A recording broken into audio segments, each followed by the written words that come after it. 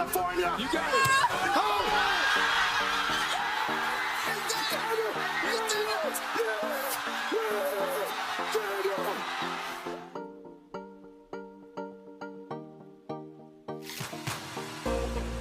This one's for three. AJ Hawk, $5,000.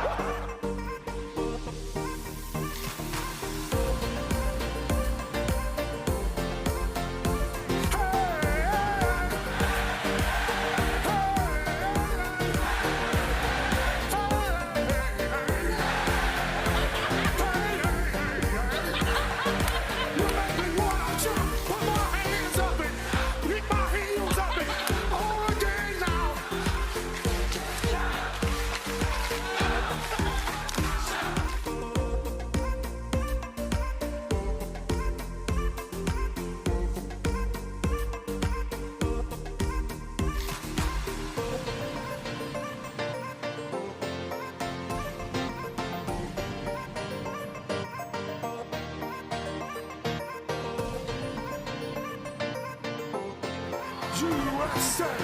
USA! USA!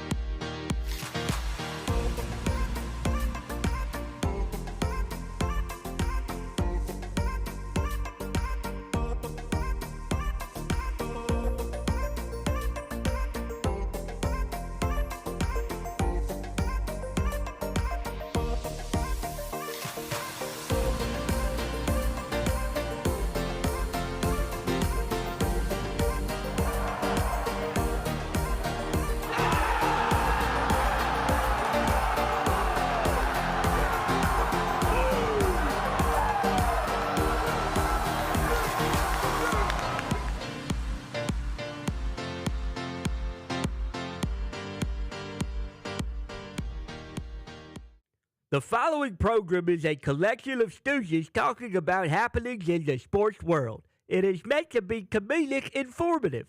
The opinions expressed on this show do not necessarily reflect the beliefs of their peers, their boss, or ESPN. There may be some cuss words because that's how humans in the real world talk. If you are young, please seek permission before watching any further. Hey! Why? Let's go! This show stinks, and the fact that you listen, we are very, very thankful for. McAfee on the line with a gorgeous assist. The all-time leading tackler for the Green Bay Packers. You pig! Damn it! Be a friend, tell a friend something nice could change their life.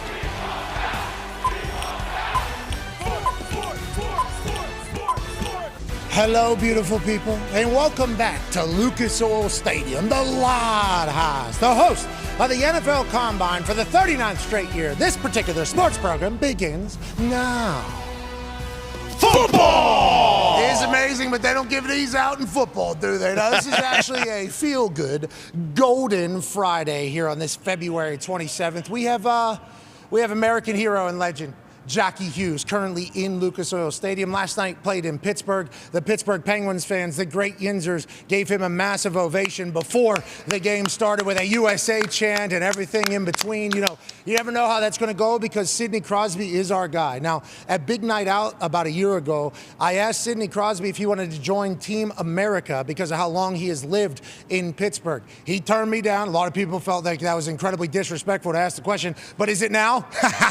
Yeah. Is it now? We still love Sid. Thank you for everything you've Love you, done for Sid. our entire city. We absolutely love you. But Jack Hughes, obviously getting the respect that he earned in the biggest stage that hockey has. 26 million people were watching in a morning game, 5 a.m. Pacific, 8 a.m. Eastern. The entire country was tuned in as the boys on the ice did what nobody thought was possible. Toppled. Stupid. I'm talking sports-wise. yeah. Sure. I'm not talking about your whole country here. Stupid Canada with an incredible finish from Jack Hughes in overtime. He ate a stick earlier in the game, lost a tooth, looked like a legend, became one immediately as he goes 5-hole. He is in the building as he travels to St. Louis for his game tomorrow. We're incredibly thankful that he is here. And he came up to the suite and he said, "Hey, boys, you want to take some photos with the gold medal?" And everybody was like, yeah. And then he said, will you hang on to this? He had to go, I believe he's in the bowels here at a shower. Sure. He's in a shower. I asked Indianapolis Colts and Lucas Oil Stadium and Visit Indy people. I said, hey, Jack Hughes. And they were like, Olympic. American hero. Yeah, wait, we know Jack Hughes. They're like, the teeth guy. I'm like, yeah, he's on his way here. Think he needs a shower. I think they shut down an entire corner of the stadium, which is how it should As be. they should. So we cannot wait to catch up with him. Obviously, that's a special story and will be celebrated and remembered in the sports world forever, what the boys were able to accomplish. They're back in their NHL season. And I think from the conversation I had with him up at the suite, I think that Team USA boys wish they could have had a little longer celly together. I think that's what they were thinking, but now they're back into the NHL. The American lads that play for Canadian teams are getting treated really well. Yeah, they are, Okay, aren't so that's they? going really well. You guys hate them. Trade them to American Yeah, teams. seriously. Sure. We'll take 'em. Trade them to an American No team doubt. at 10. Come on and get them We'll in take there. a Kachuk. We would We'll take Brady. I mean, Yeah. Hollenbach, he's Austin Matthews. apologizing Yeah, we'll for take winning. Austin. Hey, Hollenbach, don't you apologize for anything. You saw every puck, pal. This is a right. hockey game. And if you guys don't like them up there in Canada, which, listen, you guys, 58 world championships, hockey's your thing. We understand that. Well, it was. Curling was your thing as well until medal. curling, Matty Hamilton came in there. But it is our sport now. And we would like our Americans that are up there playing in Canada in a league that is obviously incredible and represented very well in the Olympic gold medal, because there was other leagues represented in that Olympics as well. 2 NHL refs. Everybody on the ice was in the NHL. So let's not be trying to bury the boys here. Okay, they did something that was special that they've been dreaming about their entire life. We cannot wait to catch up with Jack Hughes. We also have Megan Keller joining us. Hell yeah. Megan Keller is currently in Ottawa, I believe, because her team, the Boston Fleet, #1 team in the PWHL. Sure. Wagon. Duh. The Boston Fleet are a great team. They have a game in Ottawa. We offered to get her a plane to come here because we thought it would be so incredibly cool to have Megan and Jack next to each other, especially with the amount of respect that they definitely have for each other. Yep. Jack's family involved with the women's team. He knows them, and he shouted out Megan immediately after scoring the goal. Would have been amazing if we had it. Schedules didn't line up. They are in the middle of their league up in Ottawa, so she will join us via FaceTime. Cannot wait to catch up with her. Daniel Jeremiah moved the sticks. Hell yeah. Man who's commentating the Combine will join us here in about 5-10 minutes. Schrags. Schragle. Welcome back, Schrags. Schrags is going to be on the program. They're exchanging notes right At the end of the first hour. He is taller than you think. Every time we see him in person, it's like, wow, Schrags kind of tall. Cannot wait to catch up with him.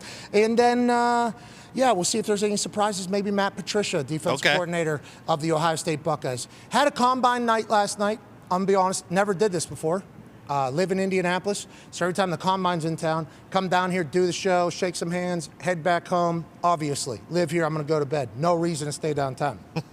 Then a bunch of people around the NFL were like, hey, would love to have a drink with you if you're going to be in town. Hey, do you want to stop by this? Hey, we're going to be in your town. Why don't you do this? And I decided, okay, I'm going to do it. And I'll tell you, they have a good time here at this thing. Oh, yeah. That's what I've heard. We had a couple bingos last night. Yeah, couple bingos. I mean, I am way too old for Couple that. pops? I don't know how these people do this at this Combine every single year, because I think this is more of a marathon type situation, All and the week. networking, the conversation, the information gathering, the questioning. I mean, you're talking about coaches asking assistant coaches what's going on in other places, scouts talking to other scouts, GMs talking to agents, and all of this is happening in a couple different watering holes around Indianapolis. And I happen to be in a couple of them with me and Gumpy. Really put on a good performance last night, I must say, for the boys. But it was amazing getting to see everybody and like their thoughts on how their team's season went, as opposed to what we talked about for their season, or something maybe that has been chatted about while you're having a couple ice cold beers. What? It was a fun night. I'm way too old for that shit. I'm going to be hungover probably for a week, which I think, fits in for me wearing this. Yeah, it does. Yeah. Fits in right here. So we're thankful that we get to do this. We're lucky to be here. DBs and tight ends will be on the field today. Yesterday was extraordinary out of the linebackers. I thought there was a chance that maybe we might get slower. Yep, that's not true at all. We're bigger and faster than ever at the NFL Combine, and today should be the same as yesterday, and tomorrow will be the same thing. I think what we saw yesterday is an indicator for what's about to happen. They are fast. They are strong, Right. and it seems like they're more mature than they've ever been. You don't see any bullshit happening because these guys have been millionaires since they're 18 years old. Fascinating development where the league's headed. Nothing but pride in where it is. Let's go to one half of the hammer. Dahn. Cowboys, AP Ton. Yesterday, big day. And you called a couple of the boys to have a big day, and they certainly did. Yeah, yesterday was a huge day. That was the fastest fastest average time for both the linebackers and the defensive line that they've ever had. So it was the fastest class of all time so far on the defensive side.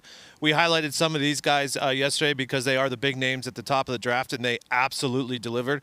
You have to start with Sonny Styles, who athletically, when you look at all the athletic scores, when you combined all the events, had possibly the top 1 or 2 combine of all time. Okay, you jump 43.5 inches. He was an incredible basketball player in high school, so that's not surprising.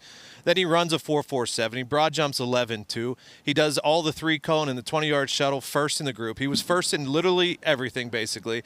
As a linebacker who's 6'5", 240, he was unbelievable. His partner in crime at Ohio State, Arvell Reese, who is also 6'4". Full name? Yes, full name, Arvell Reese. He only did the 40, but that was fine. He ran a 4.46, which was unbelievable. So those two being at 6'5", 6'4", 240, 250, running those times was unbelievable. A lot of people questioning why Ohio State didn't go back-to-back, win a national championship. David Bailey, who's your top-ranked edge. Number one overall pick. I would just say, Where's the number one overall pick going? The Raiders from IU. Yeah, thank you. I'm just so saying. Maybe there's good there was players just a lot on of other questions. teams. There was just a lot of questions, okay?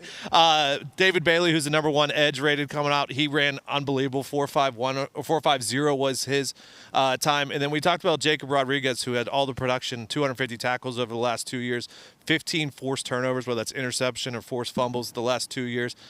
And everyone was like, okay, well, what's he going to do athletically? He had one of the top athletic scores. So him running a 4.5, jumping 38, there's no more questions about this guy either. So a big days for those guys. 3 Jock and Daniels with 3 different groups, all saying Jacob Rodriguez would look very good in our uniform. That was like 3 different Fans teams, feel the same way, I think. 3 different everything saying that guy would be great. And I think everybody's thinking, is he going to be second, late, third? Where is Jacob Rodriguez going to end up at? So I think he's become a belle of the ball here early after meeting with him, learning about him, and seeing him run 4.6 or whatever it was. People are like, okay, so he'll be able to keep up. Ended up going down to 4.57, I believe. Yeah. And then also his brain. Yeah. He's a football guy, and he's a turnover machine. So it's like he is potentially, I don't want to say the biggest jump yesterday from my conversations around time last night, but I think a lot of people like Jacob Rodriguez a lot. And then whenever they met him and saw him run and do his thing, they're like, we love Jacob Rodriguez after it all. Obviously, Sonny Styles, Arvell Reese, and Bailey, unbelievable stuff yesterday. I was mesmerized by it. A lot of guys had great days yesterday. We were up in this suite, literally just sitting for an hour, just watching this and just so mind blown by the speed, by the talent. And that's what the Combine is. It's a bunch of little moments that kind of go viral. And that isn't necessarily always just on the field. Oh, yeah. Let's go to the toxic table at Boston Connor. And great to see you, Ty. Good to be Yeah, back. boys. Good to be back, boys. Great to see you, Ty. We missed the hell out of you. And the city's better whenever you're in it, brother. Now, the Combine is just a series of viral events. Yes. That is kind of what it is. Daniel Jeremiah, who will be joining us here in a matter of moments, and Rich Eisen are doing a podcast while people are working out. Okay, they're doing work. And then, boom, a moment comes out of nowhere. This guy's how big? And he ran a what? Boom. And then what is that guy doing up in the suite? Who is he? You want triple platinum yesterday on a tweet. I think it's potential because you're a Patriot. And it was about the Jets. But would you like to explain your side of why you thought this was a notable thing to put onto the internet for Coach Aaron Glenn and the Jets? Well, first of all, I think he was in a terrible spot. I mean, we were up there for an hour, and there's a reason we were only up there for an hour, because it is kind of the same thing over and over again. And Aaron Glenn, he got caught. Okay, that's all it was. He took a little tiger snooze, and he had his little hand on his chest, on his face, and he fell asleep. Now, I don't blame Aaron Glenn at all. It does get a little stagnant up there, okay? He's far away. No moving air. I blame NFL Network for showing him on the TV. They got him bad. And I also blame whoever else is in that room. He needs better moxie. I don't know who's around him, scouts. Oh, they told him. GMs. They need to be around him, keeping him awake, kind of helping him out. But my whole thing for the Jets is this is great news for the Jets. The Jets are doing stuff they've never done. They're falling asleep up in the booth. I'm now worried. I think Joe Douglas has done it, actually. I think Potentially. somebody put a photo up there. But that's Dan and GM. Bob might have. You know, I'm assuming Bougie was probably in the front row saying, "Hey, Daryl Bougie. Bougie, whatever. He should be falling asleep up there. He doesn't need to worry about this. Is my time." And now, Moji. What are they? Bougie. Now what are I they didn't gonna even hear do? you choking that one out, whatever happened over there, because there was conversation happening. I swallowed a bug. It's coming back to me. I don't know if you heard this yesterday. The governor called the governor of Illinois a mayor yesterday. Yeah, I had to correct him incredible. on the fucking. Love that. That was unbelievable. He's like, Mayor Pritzker up there can't get it figured out. It's like he's the governor. Should which bump him up to 26. So I didn't know at you were going least. to disrespect a person's name like that. I honestly, lo and behold, they're picking number 2 overall. I don't know who's in their front office. Sue me. Okay, but another thing, too, now I think because of this, hey, they can't get it wrong. They were snoozing through half the things. We were looking at Sonny Styles. The Jets are going to get Sonny Styles at 2, and that bums me out because I think the Jets might start doing everything right because they're doing everything wrong. They're doing everything that they were supposed to do leading up to this moment. Now I think maybe they say, hey, let's flip this thing on its head. We don't know what we're doing to begin with. We still stink. We fired our entire coaching staff, even though we hired that coaching staff last year. And now I think Aaron Glenn and the Jets are onto something. I love the fact that your entire angle is they're doing what nobody else is supposed to. They're falling asleep while scouting players. Genius. This is absolutely genius move. There's a lot of people saying he was looking at his Microsoft Surface. We will certainly wait for him to kind of give a full breakdown from his perspective. Certainly look like how I've looked before when I potentially dozed off a little bit, especially when you talk about how repetitive everything is. Yeah. Now, DJ Bandcamp's not allowed to play his bangers at all times. Whenever he gets in here, it is a welcomed amount of energy, but it is a little stagnant in here. And Aaron Glenn, I know you know this because you've been around the league a long time, and obviously you're a head coach. You just leave. Yeah. All these guys Yeah, are just leaving. A lot of them do, yeah. Like they're just watching it on TV. So then you have no chance to get caught up there. Just He probably did the combine on Wednesday night. what do tigers dream of when they take a little tiger snooze? Do they dream of mauling zebras or Halle Berry in a Catwoman suit? Well, don't you worry, your little tiger head. We're about to get you back to Tyson and your cozy tiger bed. And then we're gonna find our best friend Doug. And then we're gonna give him a best friend hug. Doug, Doug. I don't know the words well enough. I would know. Classic. You see, when I started that, Imagine if John Schneider was here for that. he would have known. Yeah, he would have known. When I started that, that's the fun little game, and that's potentially coming fresh off of what I did last night. It's like, let's see if we still got this one. Haven't sang that song in a few years. Classic. But if you do see Aaron Glenn snoozing, it's hard not to think about Tyson's Tigers rolling around. It makes sense. There's a lot of magic happening here, and even though he might have missed one of the 40s, the amount of shit that's taking place in Indianapolis is absurd. AJ Hawk traveling in from Ohio, college football national champion, Super Bowl champion, Ryder Cup winner. You weren't with us last night. Obviously, I had to travel back home. Brought the boy out here today. I think what I got to experience for the first time, we've always talked about how it all happens. That is how it all, I've never seen it. Walk in, see it happening, and it's like, oh, this is actually Like the combine networking situation. Like, like, hey, who do you have? Who do we like that? The Networking situation you'll never find anywhere else. the tampering thing that everybody, because it was happening so much, and then Goodell and the NFL had to put in a legal tampering period basically because everybody's like, hey, we're all in the same city. couple guys going to have some drinks, and then all of a sudden there's going to be some talking that happened, and the NFL's like, all right, let's just turn it into what it is. This is where the seeds are planted for free agency frenzy. This is where the trades are playing. This is where the extensions are happening. It was really fun last night to see it all, AJ. I wish you were there with us. You were talked about strictly because they came out and said, you're the greatest athlete that has ever been in the NFL Combine. I appreciate the hell out of you, AJ. AJ, you were talked about, I'll let you know, 4 different teams mentioned seeing this graphic and saying, tell Hawker that they put him over pretty big with this graphic. Sonny Styles had a good day. Okay. Yeah. Sonny Styles had a good day. They're saying not the best, obviously, but it was pretty good. AJ Hawk, the greatest athlete to ever come through the Combine.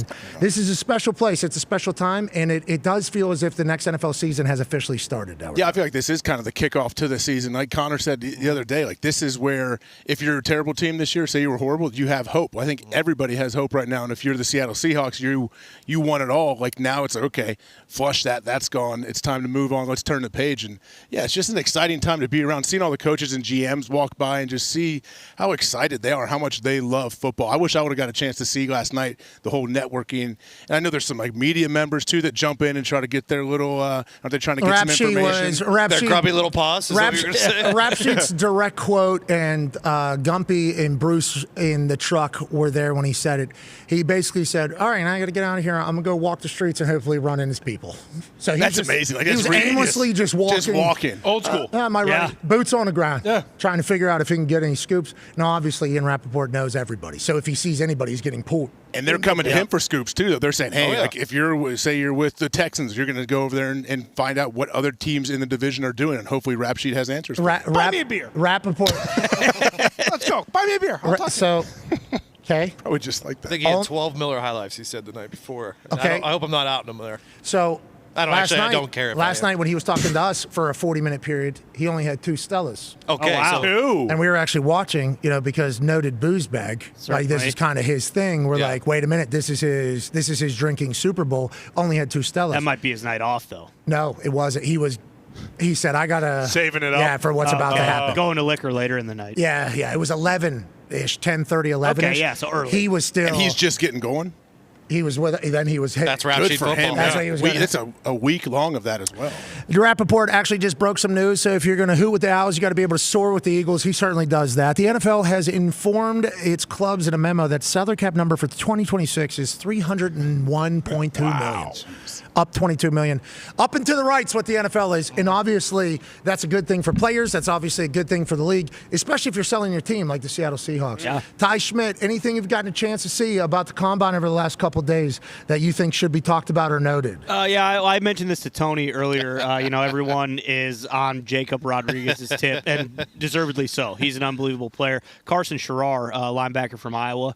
Good day. Yeah, had an unbelievable day. No one wants to talk about him because he's a white guy from a small town in Iowa. I get it. I get it. We got Jack Cooper. We know. No. Yeah, exactly. That's why I figured maybe they'd be talking about it a little bit more. But this year's a little bit, as a Packers fan, it's kind of weird because there isn't that. The Packers don't have a first-round pick. So I don't want to say I'm Join less, the club, bro. Yeah, exactly. I don't want that to say I'm sucks. less They got a invested QB. because anytime I think of that, it's just like, well, we got Micah Parsons. So do I need, this guy who maybe in 4 years they're not going to, pick up a fifth-year option on him anyway? Not necessarily, but I think, as a Big Ten guy, I see how many guys from the SEC are invited. I think there's like maybe 35 to 40 more guys from the SEC got invited than the Big Ten, which is crazy because the Big Ten, everyone knows, is the king of college football. On that note, what are some notable players for today's Combine that we should look forward to, Tone? Yeah, when you want to talk about notable players for today and you want to talk about the Big Ten, they're all from the Big Ten Yeah, today. it figures. No, I mean there's gonna be a lot. There's gonna be a lot of SEC guys, a lot of SEC corners today that perform very well.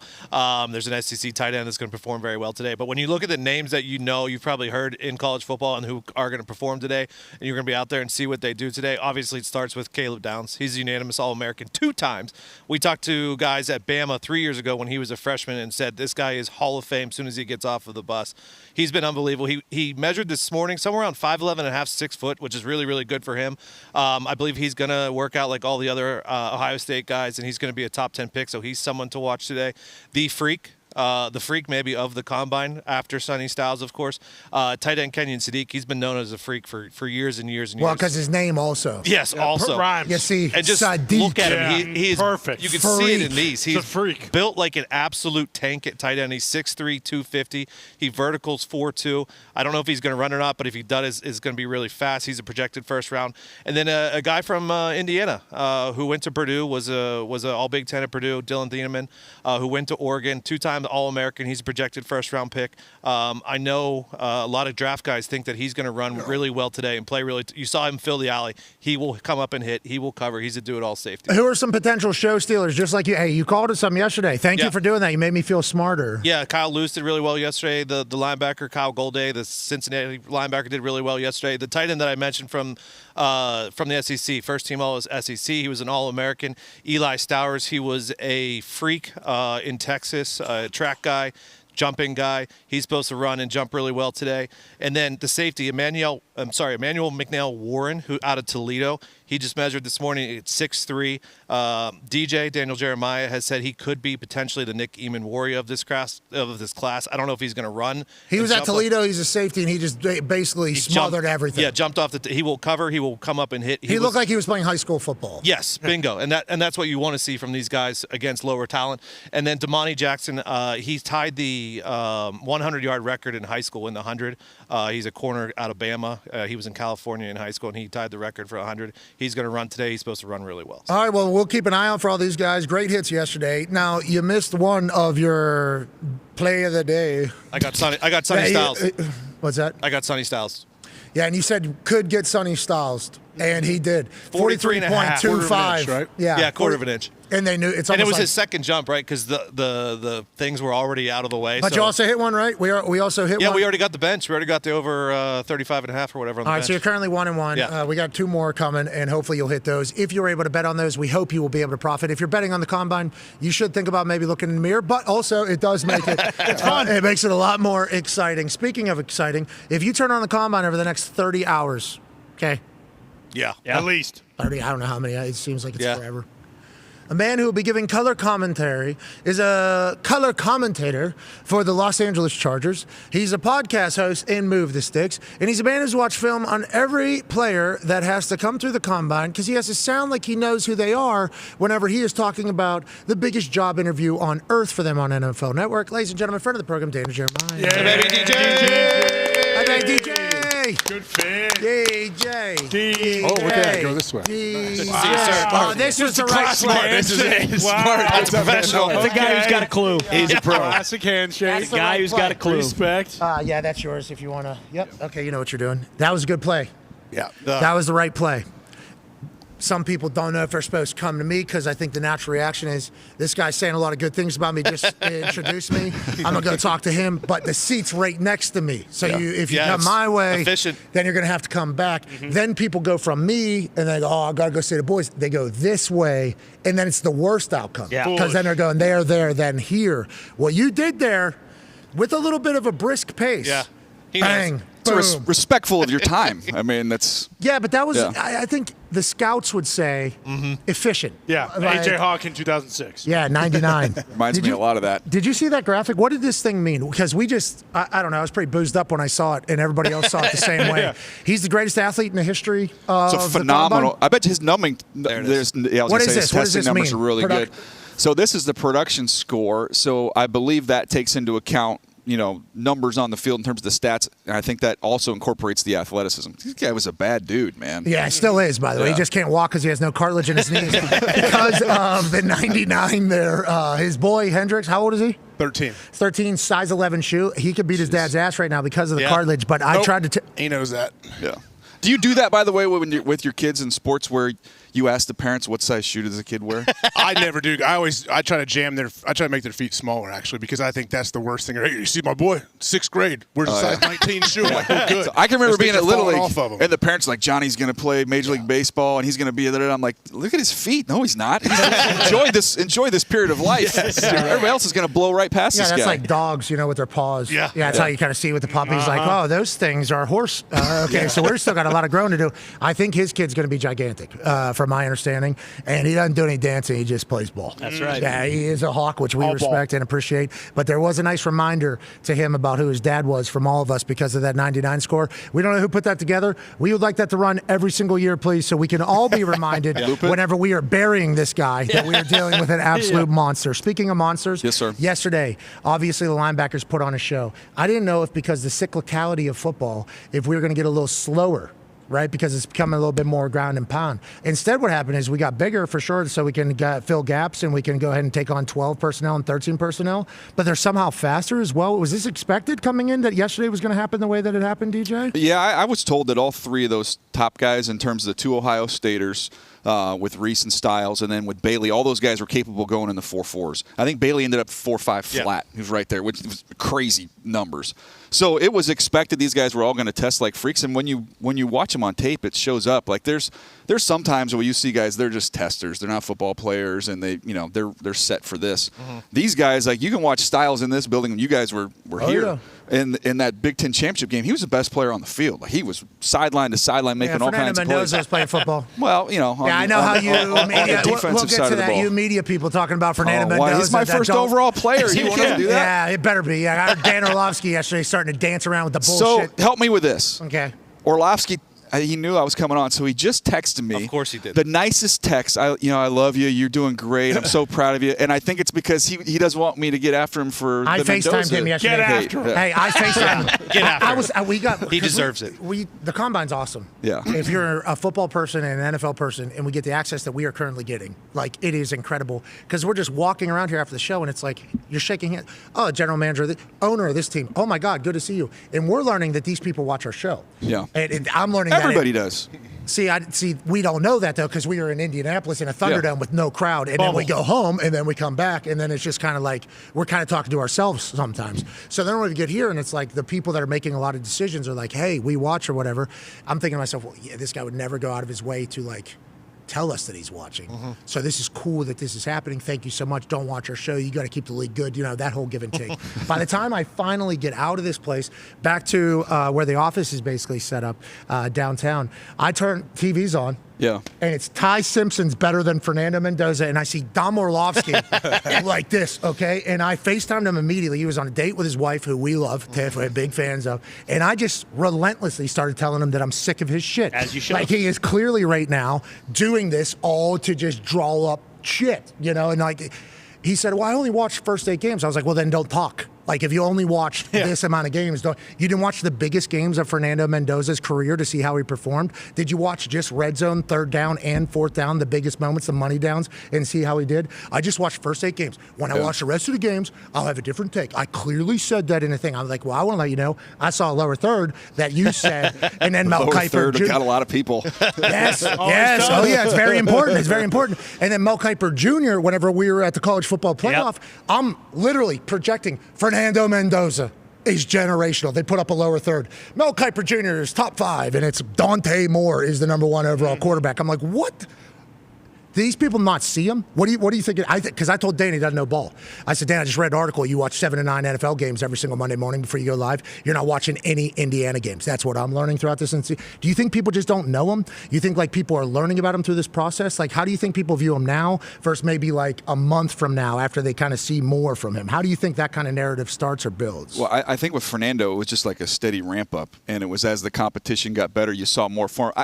I use the analogy of more. Illinois, he had one good throw. That's what Orlovsky told me at dinner, drinking a red wine with stupid jacket on. Well, here's like the way I look at it is when we were all learning how to drive, and it's like they don't just throw you on the freeway. Like Indiana didn't have to put him on the freeway for the first part of the season. It was like we're just going to drive around the parking lot at school, then we'll go out in the neighborhoods, and it was like, okay, here come the big dogs on the schedule. We got to open this thing up, make big throws, and he did that throughout the whole entire process. And with him also, I know a lot of college quarterbacks now because it's so RPO based. We were talking about this in the restaurant the other day. But to me, if you can pull out all the 3rd and 7 plus throws where RPOs are non-existent because they know you're throwing the ball, everybody in the stadium knows you're throwing the ball. Red zone where the space is really condensed. Number 1 in the league. Late game moments and then big games. I'm like check. He went through all those things. So look, Dan, I think he's Dan big. Huge. He's big. So I think big. once Dan gets to the end of the process, he needs to go through his process. But I think once he gets to those games before he starts talking, don't you think he should go through his process before? That was my big takeaway. He knew what he was doing. Like Dan, it was the caveat was first 8 games. I clearly said that. I'm like, Dan, you know what you're doing. He played another 8 games. Yeah, and I don't like it yet. He had an NFL season. Yeah. Man. He had the entire thing. Well, but Dan's like, that is my process. To your point. It'll be a great discussion once he gets through the whole process, and I think he'll come up on him as he does that. Okay, so last question about Fernando before the boys have questions about everything else going on. I assume there's going to be more freaks today. Can't wait to hear about that entire thing. Tone gave us a couple of names that we need to look for, including out of Toledo, which is crazy to think about at this stage of it all. Fernando, do you have comps? Like, what are your comps for Fernando Mendoza? Because for me, it's hard to really pin anything because he has this nerdiness about him where he could have got into Yale and all this stuff. So you kind of think, like, does he have photographic memory as well? Because it feels like he is incredibly intelligent. So is it like, does he have some Andrew Lucken, the nerd mindset of him? Has beers with the boys, though. So is he one of the nerds that hangs out with the boys? I think there's a list of a couple quarterbacks that have done that in the past. And then he has the intangibles. He can run. He's 6'5", and he won a national championship for the Indiana Hoosiers. So it's like, what is there a comp for you, and how do you kind of describe or project what he's going to be in the NFL? Yeah, there's not a perfect comp. Some guys, there's like a name that pops right into your head. But in terms of like the size, a little bit bigger version, Matt Ryan was like, you get the name Matty Ice because of what you do late in games and how competitive and tough he was. So I see that aspect of it. I was around Phillip Rivers calling the Charger games. Phillip has got so much juice and energy when you're around him. Like he's like hyper, but like in a good way, loves ball and is incredibly smart, can talk it inside and out. So I see some elements of that. And Phillips obviously is a big man. And Phillip doesn't swear. It feels like Fernando, kind of like a similar thing, but still talks shit. Still like does this thing. Yeah, and then kind of that got a little hot in here. And then the quirkiness, Luck has some of that quirkiness, which is endearing to me especially when you're winning games. When with all this stuff, people have asked like personality-wise, how's he going to be in a locker room? This is your answer. Beers with the boys. Yeah. Well, my answer That's changed for me. Yeah. He has beers with the boys. Like he is out with the O-line, having beers. Yeah. Like I think that is, for me, and you do this a lot more than I do. I just look at things, hear things, and then form an opinion on things. Am I 100% right? Absolutely not. I'm sure I've been 100% wrong on a lot of things. But like whenever it comes to team and locker room and chemistry, I feel like I have a pretty good read and feel on that type of thing. The fact, when I learned that he gets beers with the boys, that answered every single other question about like, can this nerd fit in a locker room? Because you talk about endearing. Him being a nerd, the boys will be like, if he's good. If he has success, he'll do that. But then if he shows up at a D-line like dinner and has some drinks with them or whatever, it's like he's already proven that he would do that. It's like, I love the guy. He's a late bloomer. Yep. Obviously, I think he's only gotten better as he's gone. But he talked about his leadership only getting better as he went on, too.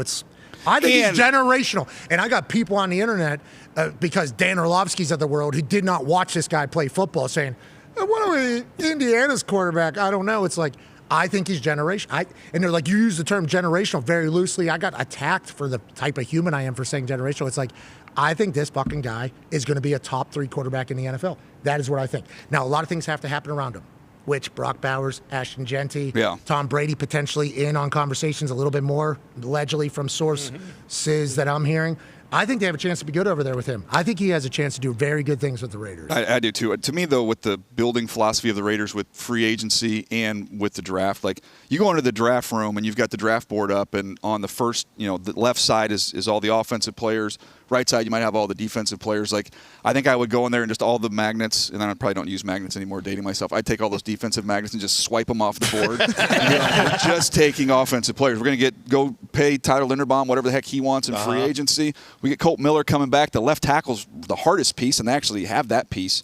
Then we're going to go out and we're going to draft somebody on day 2 that's going to plug and play. Like, you can flip this offensive line. The Patriots, I know it didn't end the way they wanted. They got to the Super Bowl with 4/5 of a new offensive line. The Bears rebuilt the entire interior of that offensive line and made life easier. So it can happen a lot faster than you think. Now, if the Raiders next year they go 5-12.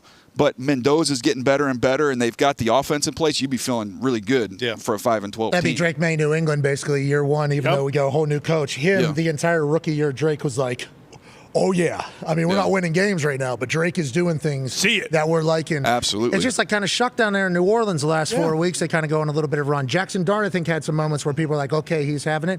I think that is good expectation, even though everybody's going to want them to win right now. AJ has a question about anything, DJ. Yeah, DJ, today DB's tight ends will be on the field, I guess. Is there any diamonds in the rough that you think are going to jump off the screen that people may not know a whole lot about? Well, 2 safeties that I love that I have is like top 25 players in the draft. McNeil Warren from Toledo, which is somehow turned into this DB factory where they're putting out DBs. And he played last year like 212, 214. He came in here at 201, which tells me he's cutting to run. And he's 6'3.5". He's long. He is a great player. I think he's my 15th overall player. He should test well. Thieneman from Oregon, and you guys have seen. And you go back and watch his Purdue stuff. He's playing in the middle of the field, 6 picks as a freshman, all over the place. Oregon drops him down. He can play in the nickel. Like he's gonna test really well as well. So last year I think the league screwed up when you have Eamon Wari, who I thought was a top 15 player in the draft, and he got pushed down. I don't think they let that happen again. I think we're going to see 3 safeties go in the first round. Seattle was pumped that they let him build a chip on that guy's shoulder. I mean, he was outrageous. What, he broke his ankle Super Bowl week? Yeah. And then he goes and just absolutely dominates. They're a special group over there. Go ahead, Con Man. Yeah, DJ. Brett Veach mentioned earlier in the week just about the types of players that are in the combine now and just kind of the players that are coming out of college. There's just more guys staying. Have you noticed that in your research that it's just become a much older kind of veteran crop of players going into the draft? And how many kind of first-round players are there? Because I remember last year the conversation being like, hey, there's probably 15 first-round guys, but it's a deep draft. Is it different this year as opposed to last year? I think that's pretty similar in terms of just the number of those guys. And then it is another good group from that, 16, 17 to 55. Like that's a sweet spot of this draft. But we have more 24 and 25-year-olds than we've ever seen. Do you like that or hate that? I like it. I think it's just proof of concept. Like I've seen more of them. It makes the evaluation a little bit easier when you've seen them do it longer. And look, everybody like, well, what about the second contract? I'm like, dude, 4 or 5 years might as well be an eternity from now. Like remember Peyton Wilson? Might be dead. Peyton Wilson, a linebacker from NC State. He was older, had some injuries, and like, I don't know how long he's going to play. I'm like, well, I don't see Pittsburgh too disappointed with what they're getting out of that guy. Craig Woodson last year was a little bit older. Plug and play, ready to go. We're not sitting here waiting for 2 years for this guy to be on the field. Like he's up and running. Yeah, and if you play 8 years, I think that would be that's a hell of a career. And I'm saying that strictly because I played 8 years, and it felt like an eternity. I mean, what was Butsy, 8, 9? 9, I think. Yeah, it's like that's a great career. So if 25 to 33, 34 is all you have, whatever, you go 25 to 36. Yeah. Like that's 10 years isn't good enough, especially with modern science, which is great. By the way, I would recommend it. Not to these athletes because they are testing stuff, but after they retire, they should certainly get into the real modern science. You should think about it too. You look good, by the way. Oh, you guys are nice. Have you been Ozempicing? Is that Ozempic or No, yeah. It did I do have muscle disappearing, but it's not because of anything. Lack of effort, mostly. Ty has a question for you, DJ. Kind of going off Connor's point, you mentioned on your podcast how you haven't heard anyone basically saying, hey, we really want to move up for this guy. As we get closer to the draft, do you think there is a higher percentage chance that a lot of teams are going to be looking to kind of trade down just because there might not be, or there might only be like a handful of those surefire, hey, we know this guy is a top 10 pick or whatever? Yeah, I mean, it's usually the trade targets that you look at. Quarterbacks, I don't really see that happening in this draft, so you don't really have that movement. And then you also look at edge rushers, which we have abundance of them. So it's like, well, I like this guy more, but, man, this guy's not a bad fallback plan, and I keep my picks. So then you're not going to move up there. And then it's a big drop-off at a position of need. So the only thing I could maybe keep an eye on here is if the tackles, if you start to see some separation and there's a gap between whether it's the second tackle and the third tackle, and you're a team in free agency that doesn't accomplish what you need, that's the scenario I could see maybe that you see a little bit of movement. How'd you feel up there getting back in the saddle yesterday? It's fun, man. Yeah, it's the best view. You sit up there and watch everything. So you smoke in there? Smoke weed? Drink what?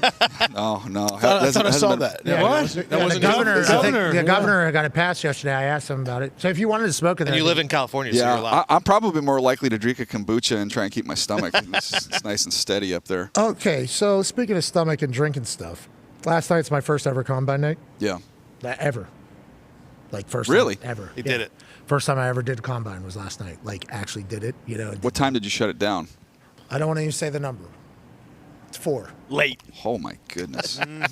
So did you get a gold medal for that? Or is that Well, actually, the boys would be pretty proud of the way I performed last night, I think, because I'm an old man now at this point. And thank you for noticing. You didn't say pretty anything. cool? It It's looks like you're really just big. always I've around never with been the that gold close medal. to a gold medal. It's very heavy. It looks very heavy. It's kind of inconvenient, actually, but I will say we fucking did it, Canada. Okay, pretty sorry cool, about man. it. Shout out to Jack Hughes. This guy's a beauty. Is he? Is he? Yeah. He's here, yeah. Yeah, he's right there. Might be on camera Oh here my right behind you in a gosh! second. Oh, there he is. Oh, yeah. Shefty's got his ear. Shefty got him. Yeah, Shefty's like, got any news? Got any news? Got any news? Got any news? Heard you got news. Any news? Any news? How about what they're doing to the guys up in Canada? It seems like they don't like it. Oh, look at these boys. Marks, bunch of marks, as that should be. American hero. Hey, Jack, that's what you do, Jackie. That's what you do. Cannot wait to talk to him, DJ. It's awesome talking to you as well. Tone has a question for you, brother. Yeah, I do. Okay, There's so really another question. I thought I was getting ready to get my butt kicked right out of here. That He's just next showed hour. We're up. giving him the whole hour next hour, actually. Yeah. So there's always the upside versus production coming out of Yeah. the college thing that we always talk about. And then you do what Jacob Rodriguez does yesterday. He has all the production, and then he kind of put a stamp on it with all the athletic scores yesterday. Is there a reason? Can't remember if he's in your top 50 or not, but is there, like, after he checks all those boxes yesterday with all the athletic scores, is there a chance that he potentially gets into the first? He was not in my top 50. He was Okay. just on the edge. He will be in my top 50 going forward. I mean, there was His 3-cone was off the charts. It was the best worse. 3-cone and the best short Which shuttle. that's all I care about is changing direction, right? Like, that's and huge. you see that. And then, like, if you're into like 13 forced fumbles in your career and Yeah. 4 picks this Correct. year. So yeah, that was the only thing. Was like, okay, athletically, well, golly, like he was solid at the Senior Bowl, good solid week, made some plays, and then this, it's like, any more questions? No, like they're Do you answered. hit the town? By the way, I got a great text. Do from you hit somebody the on that. town? Yeah, do you hit no, the town? I don't drink. I don't smoke. I've had a sip. That's amazing. Yeah, I've had 1 sip of alcohol my entire life. When What was was that? it? After my last 2 a day. App State. After my last 2 a day at App State, and my lineman, they said, we're going out. This is our last 2 day. We're all seniors. And I took this much of a sip. And I said, this tastes like cat urine. And then I was like, Well, that's a part of it. Well, I don't know who drink cat urine? sponsors. I don't know who sponsors. Was it, no, what kind of We do not alcohol? care. Was it just Yeah. beer? Yeah. Huh? Beer? Or It was a Miller Lite. Oh, okay. Oh, a latte. Oh, he's cat piss, huh? It's an acquired taste. I So if you've there, had I have more- nothing. you I just would probably say- not. I don't. You would say you've had more cat piss than you've had alcohol. Beer, then, yeah. fair. Yeah. Wait, what was the text you got on Jacob Rodriguez? Oh, the text on Rodriguez was, here it is. 15 teams are now targeting Jacob Rodriguez in the second round, only for the Lions to take him at 17. It's like that's like the most Yeah. like just like football player. That's taken. I literally, I was about to say, talking about you going out last night is strictly because, like we talked about, I did 3 different teams that I did not tell or lead into conversation were like, Jacob Rodriguez is a guy that would look great in our uniform. Yeah. And they mentioned him doing the the throw at game crossbar. day. Yeah. He's the only guy that hit the crossbar in game day. Like, we had quarterbacks do it, we had coaches do it, yeah. we've had everybody kind of do it. He steps up and hits it. Quarterback coming into college. Yes. So, and then he's a turnover machine. Oh, there you go. I heard you say $250,000 for children of fallen Patriots. He did right there. Obviously, his wife, Army Blackhawk helicopter pilot. I mean, he's everything you're looking for. And I liked your line about him running a 40 where he might punch a ball out while he's running a 40. It was a good bar out of you, Daniel appreciate Jeremiah. We appreciate the fact that we're going to be spending the weekend with you and Rich up there. You guys continue to crush it. We appreciate the hell out of you. Thank you. I appreciate you guys, man. Oh, by the way, happy Rap Sheet anniversary. 1 year ago today, we sat here and talked about his fight. Oh, so, he got in the dust I don't know up. if you guys. Yeah. We wanted to have a face stare down right here. Yeah. Oh, yeah. Can you make that happen? Schultze's been roaming around the city looking for him, I guess. Rap Sheet's just Not been in the building. Yelling his name, I heard. You know what? I did not see Schultze. Rap came in, had 2 Stellas, told 100 stories, and then he said he was going to go pound pavement and try to hope to run into some people and hopefully get some leverage information out of them as their loose lips are sinking ships out there. So we appreciate the effort. We appreciate the hell out of the Combine, and thank you so much for everything that you do for the league, Daniel. We genuinely appreciate that. No, I appreciate all you guys, man. It's always If fun. you're not drinking or smoking at all, though, we need a 6-pack. Like, what are we, like if we're not beating the hell out of our body, Yeah. we need you next year Jacked.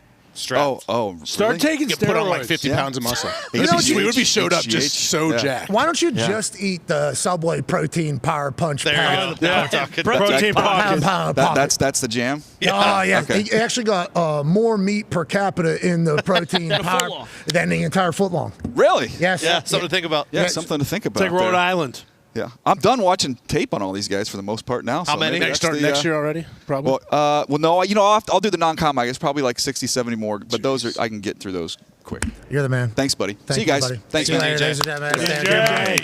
Headset still on. Yep. Oh, Careful. it happens. Yeah. Got me a couple Yeah. times in the Super Bowl. People are going to think you're boozing. Good to see you, man. All Thank you. right, DJ. That's an See you, buddy. Good incredible. luck. That's an incredible thing anytime I meet anybody that's ever done that. What, drink cat piss? Valid. That as well. I mean, I don't know how many I have, wasn't sure.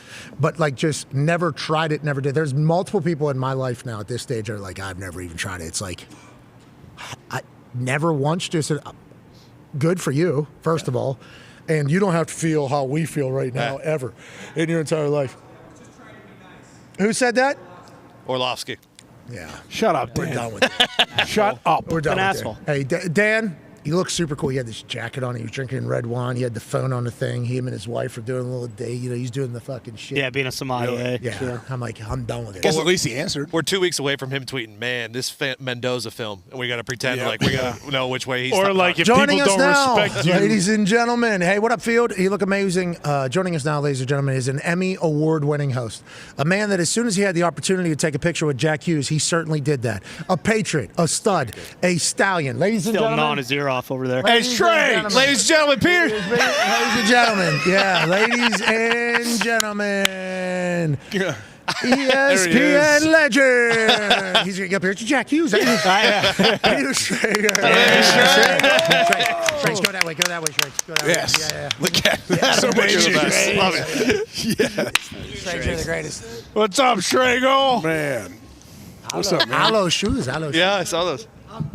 Yeah, tall he is. Yes. He's Yeah, so New tall. Jersey Devil, bro. Like painter's I know that's pants. over by you guys. Headset Ray. Those pants are sweet. Paint your hotel room. Are those Abercrombie and Fitch? Those Abercrombie and Fitch pants? Those are No, super high I don't fashion. know. Painting the Sistine Chapel. Aloe shoes. I never seen that. I never Aloe knew. Never. shoes, breaking them out. I didn't know they had them. Yep. Yeah, me neither. I mean, Shrakes. It might be the Shrakes. You look cool, Those are Shrakes. Shrakes Feel shoes. cool. Those your signature line? This is my whole look, guys. Fantastic. Combine casual. I'm trying to kick it back. That You kid. love- That kid. Jack, yeah. Guys, we have a superstar amidst us. Yeah, not just a superstar. Yeah. What a Legend. stud. Yeah, a global phenomenon, I would say. Phenomenon. Yeah, and his teeth are still the way they are. Yeah. And I was like, cool, you're doing that forever? He's like, I haven't even had time to get to a dentist. Yeah. We go, we win, we come back, we party, we White House, we here. We 3 games in 4 nights. 2 games last night on They played last night. Yeah, against the Penguins. And who won that game, Jack?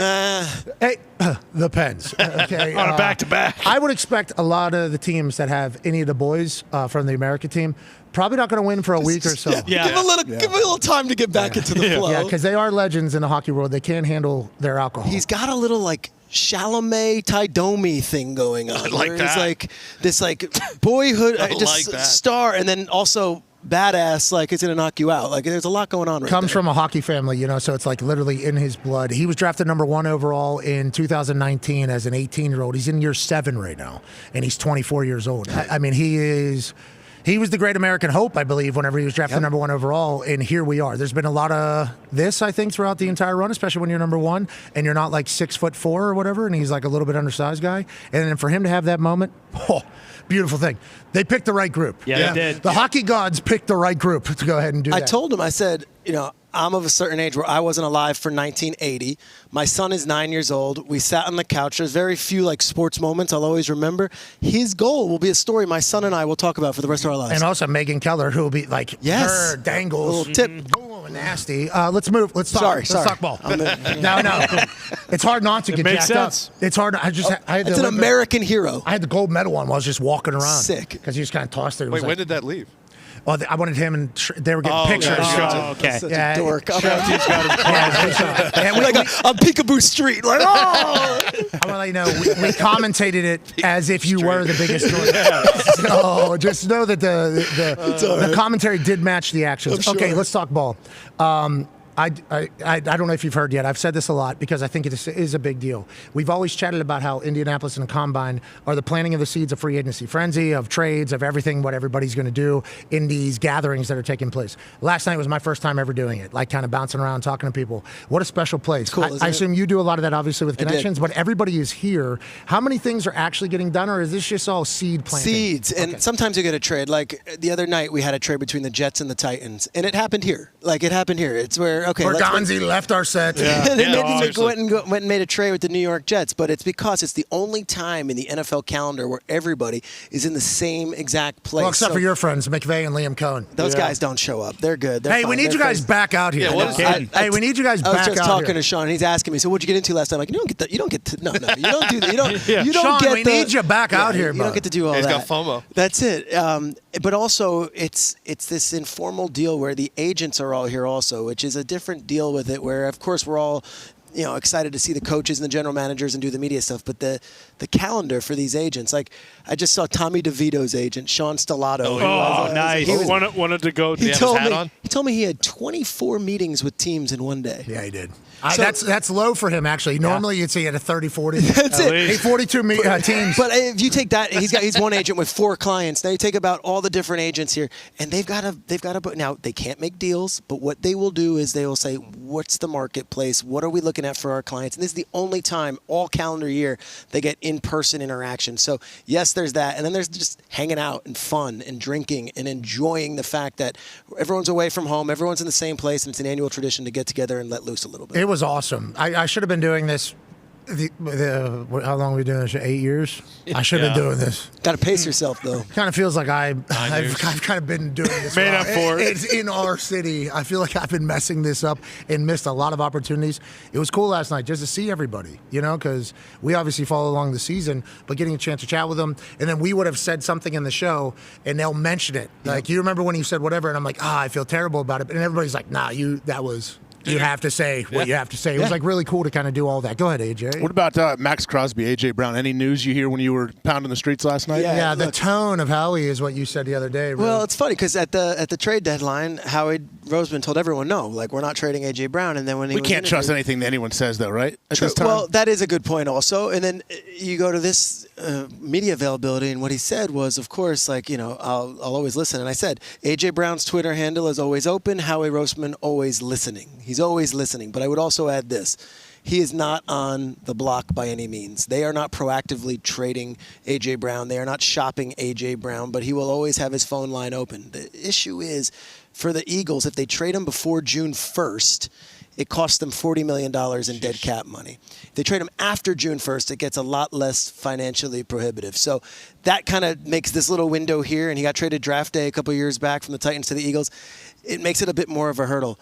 They interviewed 17 different offensive coordinators, and they hired a 32-year-old who has never called a play. And I am told that Sean Mannion walked in there and had an entire presentation that won the day. And it basically was, here are cut-ups of how my offense would work with your personnel. And A.J. Brown was strictly a part of that. Yeah, they got a lot of weapons over there. Yeah. Everybody's got to eat, and they paid everybody as if they're supposed to eat. And then all of a sudden you have success running the ball. You got 2 ones at wide receiver, and then you can see how people get a little bit antsy. The New England Patriots fans aren't going to love what you just said right there because they thought maybe Vrabel and A.J. Brown were going to be back. So we'll just say if somebody gives up the farm, Howie always open for the conversation. Always pick up the phone. Got it. But instead, there is a mindset that we're going to be able to get A.J. Brown used the way he should be, and he'll be happy to be an Eagle. That's the hope. Okay, sick. Go ahead, Connor. Yeah, Shrakes, it does kind of bum New England out for sure, but also knowing Mike Vrabel and Drake Mara there, it doesn't really matter. I want to ask you about a guy that I don't think anybody knows really much about, and that's the Arizona Cardinals in the floor. We saw him walking around the other day. He's got really cool hair. I don't know if he's got his brother's eyebrows just yet, but what do you think about the Cardinals? What should our expectations be for them going forward? Who's even playing quarterback? Like, should we just assume this is a punt it year? Like, truly, are they trading Kyler? Like, what should the expectations be on the outside looking in for the Cardinals? Yeah, look, so they come in there, and Kyler was not drafted by Monty Ossenfort, and Kyler, this would be his 3rd head coach, and it seems like this might be a financial situation as well, where it takes them in a lot different financial situation if the first 3 days they get rid of him in the NFL New Year. So that's like March 11th, 12th, 13th. They save themselves a lot of money, and everyone starts anew. That said, I did have dinner with Mike LaFleur last night with his cool haircut. Knew you would. Okay. New spot. Dean's. Do you know Dean's? I heard it's in a hotel, right? It's in the JW, and I'd never been. Oh, it used to be Shoeless. No, that was the Westin. It's shit. sorry. No, it was the Italian place before. Yes, and See, LaFleur- this is the problem, though. This is what we're talking about. We never do this. I would never know. And stop telling people about Cafe Patricia. And it's not chow, it's Patricia, Have you brother. Shut up. Have I been? Is this the this brunch location? place? Because there's like 4 of them, right? But Yeah, like, there's a lady that owns that, and used to also meet like there a 4 lot. other restaurants. This lady has a monopoly on great food. bro, how good is it? Unbelievable. Patricia is very good. So Patricia, I said on a social media clip that's where that's the real spot. Here we go again. And I'm not trying to promote it, but then I literally, Peter King, Howie Roseman, Kevin Demoff, like the list of people coming Peter like, King? Wow. saying, what are you doing? How do you do that? Did he write you a letter? Typewriter. That's crazy. But it's like that's a secret we don't want out there. And I'm sorry. I don't but- know if he's here, so he could probably just go ahead and move on. Ty has the last question for you here, Shriggs. What about Malik Willis? Yeah. Everything we've heard is like all of a sudden he's kind of the belle of the ball when it comes to free agent quarterbacks. And, I guess everyone's giving Aaron Glenn shit for falling asleep yesterday. Yeah. But maybe it's because he already knows that he's going to go get a guy like Malik Willis, so quarterback doesn't matter. Like, where is he going to end up, and is he right now the most sought-after free agent quarterback? The perfect storm for a player is what Malik Willis has right now, in that there is a supply and demand issue in the NFL, and he is the premier free agent quarterback to be, where you can just sign him straight up, no trade. You could just make the best offer, and he can entertain it. He also has 2 different teams with really strong connections. The Miami Dolphins,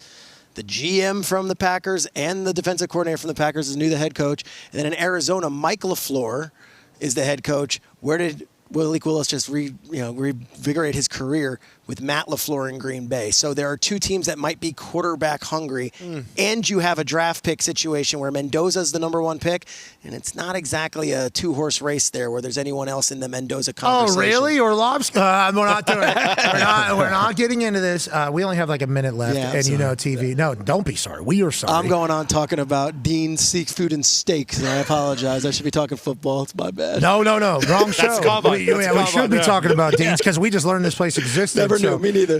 Shout out to that. No, I wouldn't have enough time. Dimes is just going to go to the Colts. I think so. Sounds Yeah, like it because you makes said sense. Malik Willis How is much? by far the number 1 free agent. I don't It's know. like I don't know, and they don't have a first-round pick, so it's not like they're going to be. this year, next year. Vikings? Aaron? Vikings? Don't think so. What's Aaron Rodgers doing? I don't know. Vikings, real quick. 2 names. Kyler Geno Smith, if he is available. 2 names I would Oh, want. because Gino Layered Two layered names I would throws is want. what I was told. That's Schrager. We're back for hour 2 with Jack Hughes. You know what? I think there's only one thing left to do here. I've experienced cafecito time.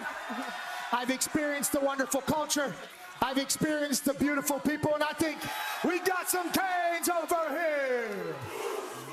We got some Canes over here. We got some Canes over here. This day in Coral Gables is going to be one that I will remember for the rest of my life. Ray Lewis started his dance right here at Miami. Ed Reed started his legendary run here at Miami. The legends of football run deep. The moments are special. The national championships are in abundance. Just last year, a lovely University of Miami woman diver from Italy won a national championship. This thing's been staring at me all damn day. You're out of your mind, brother. This is crazy. Kirk, I'm a little winded. That's what I was going to say. You talked the whole time you were running. I'll give you a chance to catch your breath, you son of a bitch. You're crazy. I hope somebody got a lifesaver over there. Is there a lot of that? Or something. My man's out of breath. It is a long way to the top. Are you going to jump in your suit? Somebody. Are you going to jump in that Oh my full God. suit? Yeah, so I'm tired for you. Oh my God. Oh, he's going to take the jacket off. Okay. Okay. Oh, he's taking the shirt off now. Okay. All right. Looking ripped. Yeah, looking looking ripped. fit. Oh, he's taking the drawers off. ladies The and gentlemen, pants. The pants. Not the drawers. Ladies and gentlemen, if you come to this beautiful campus, you will notice quickly that the students here love this university. They love this atmosphere. And I'm with everybody. I think the U is back. Give me. He's got the speed on. Oh my God. Give me the.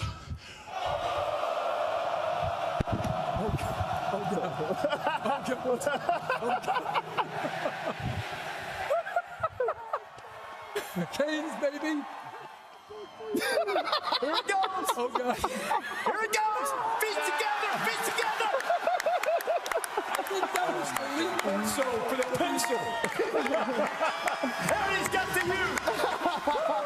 Flashing it out. McAfee with the refreshing plunge. Miami and Florida tonight. Let's have a look at that again. Check. The following program is a collection of stooges talking about happenings in the sports world. It is meant to be comedic informative. The opinions expressed on this show do not necessarily reflect the beliefs of their peers, their boss, or ESPN. There may be some cuss words because that's how humans in the real world talk. If you are young, please seek permission before watching any further. Hey. Why? Let's go. This show stinks, and the fact that you listen, we are very, very thankful for. McAfee on the line with a gorgeous assist. The all-time leading tackler for the Green Bay Packers, UP. Damn it! Be a friend, tell a friend something nice could change their life.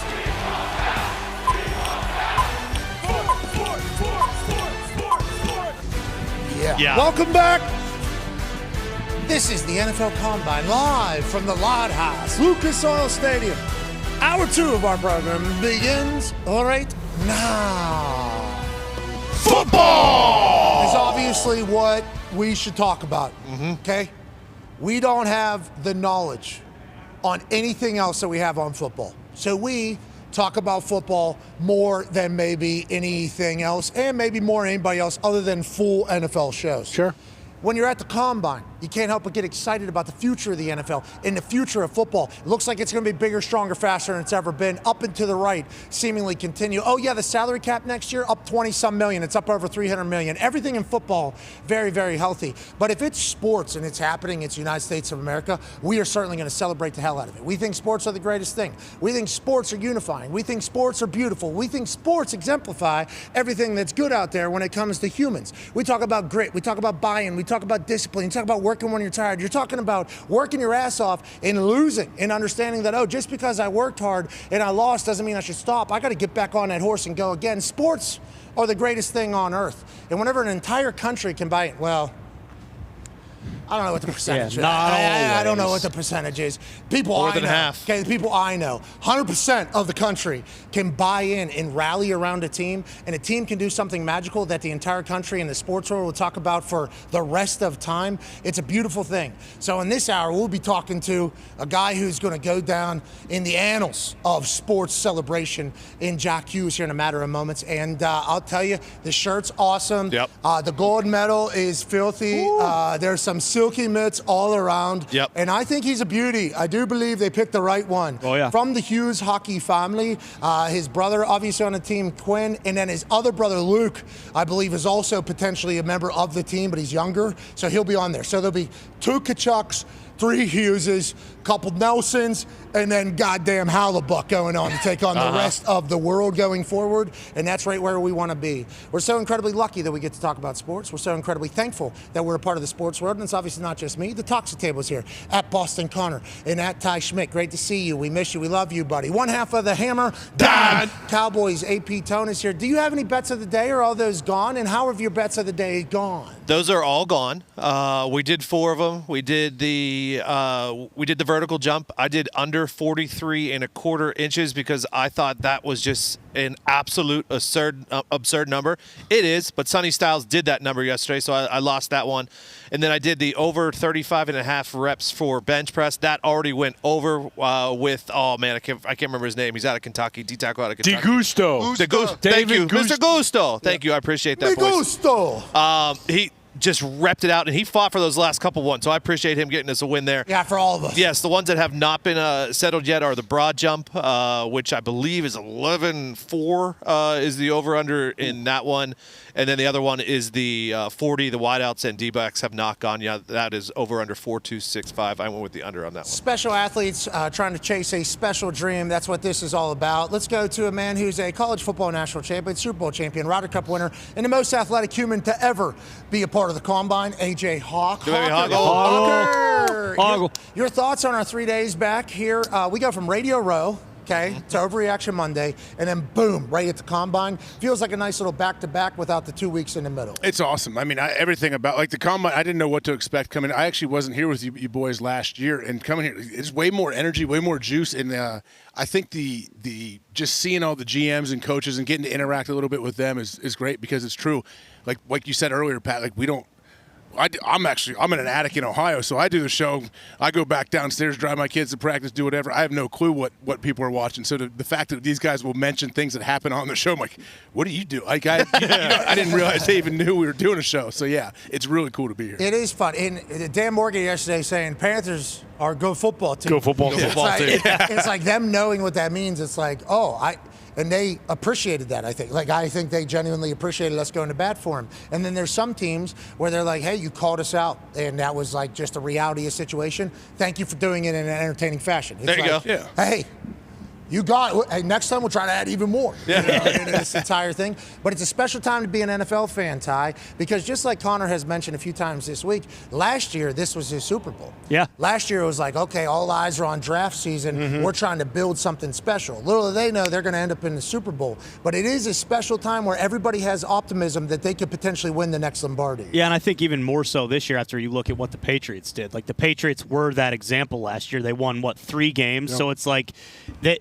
We say it every year, how every fan base goes into the season, and right around this time, it's like, oh, wow, you know what? We actually could be in the Super Bowl. All you have to do is look at what the Patriots did last year. Now, granted, part of that is Drake May ascends to being one of the best quarterbacks in the NFL, and you have a guy like Vrabel who you knew was going to turn it around. It was only going to take a matter of time. But, like, the proof is in the pudding. Any of these teams who won 3 games or 4 games last year, we have a lot of new head coaches in the NFL. If you do hit on your first pick in the draft or whatever the case may be, like, there is a chance you could be playing in the Super Bowl next year. Yeah, and like Craig Woodson. Yeah, that's an unfortunate situation. Yeah, that was tough. The whole side of the bottle. So much water. Yeah, I mean, this thing just inside the thing. There's just water because it was in an ice bath. I appreciate everybody that's doing this. Somebody brought me up a new Gatorade because they understand I'm going through it from last night. I was very thankful for it. But anytime you get something with a wrapping in it and it's in ice with water, there's a chance that this thing's going to rear naked choke the water up underneath there. Every single part had thing. I just squirted it right on myself. So I apologize for distracting you. But yes, there is a lot of optimism going into the season. That's how everybody feels. That's how every team feels here, by the way. Super Bowl's over. Like, Schneider obviously is walking around, as he should. Big gawking. As he should because of what he is. But he knows that's...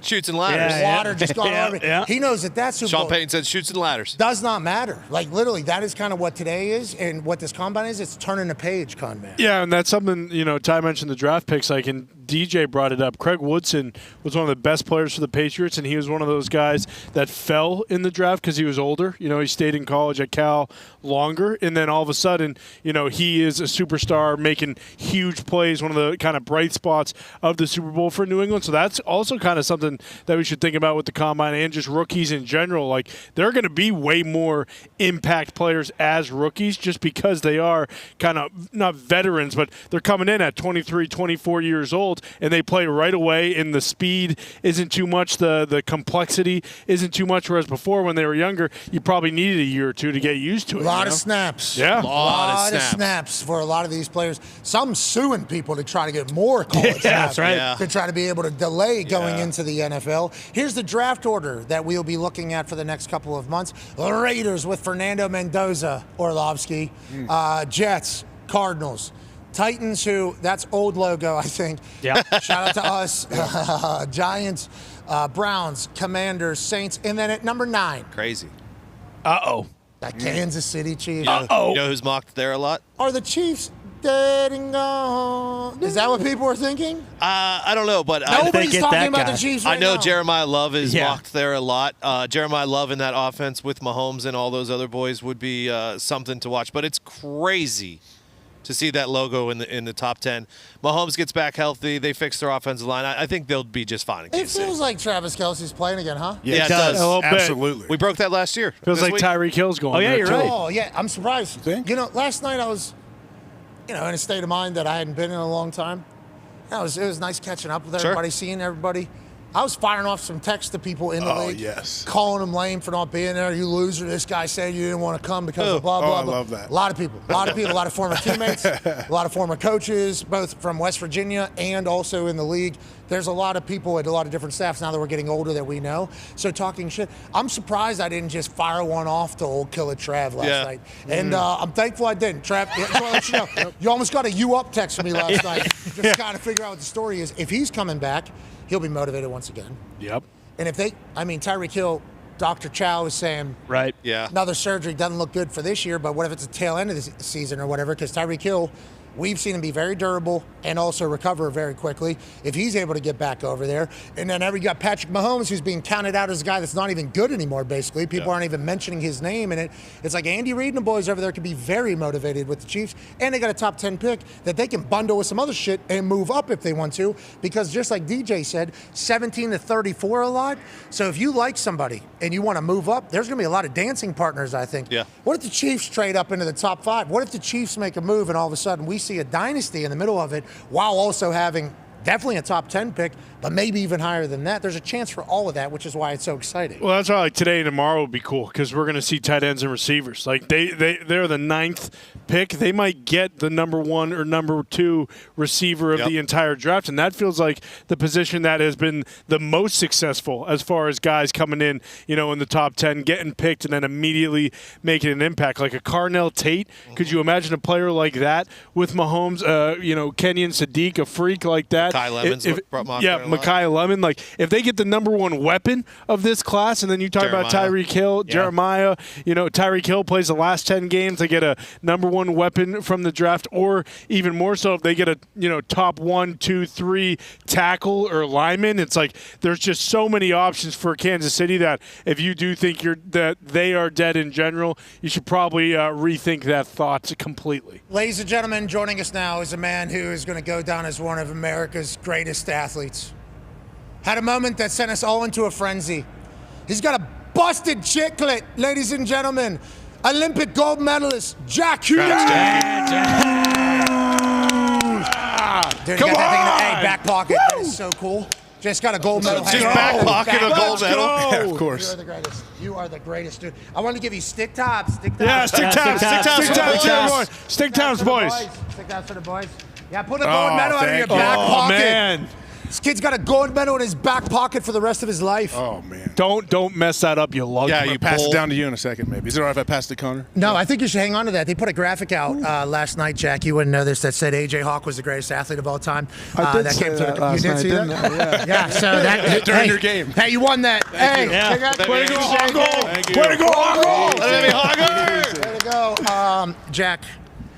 We apologize that you're sitting here and we're applauding somebody else. Thank you. Hey, thank you. Dude. Hell yeah. Yes. Thank you, dude. Let's go. We appreciate it so much. I know I've said that like a million times, but since we've come back to the U.S., man, we feel so much love and support. So it's been unbelievable. Well, I think your gratitude is why we appreciate it so much. Like your speech, your interview immediately afterward, after bearing, as Kachuk was calling it on his podcast. By the way, run it up, boys. We need a lot of clips. You go ahead and run that thing up. This is going to be a good one. Kachuk said the greatest goal of our generation. And then you go and do an interview immediately afterwards, and you just talk about like how thankful you are and how proud you are of the country. Why is that? Do you think it's because United States hockey always fighting against Canada hockey, like since you're kids? Like, how about this generation of team that you guys have? Why do you think it meant so much, and why do you think you were the right group to do it?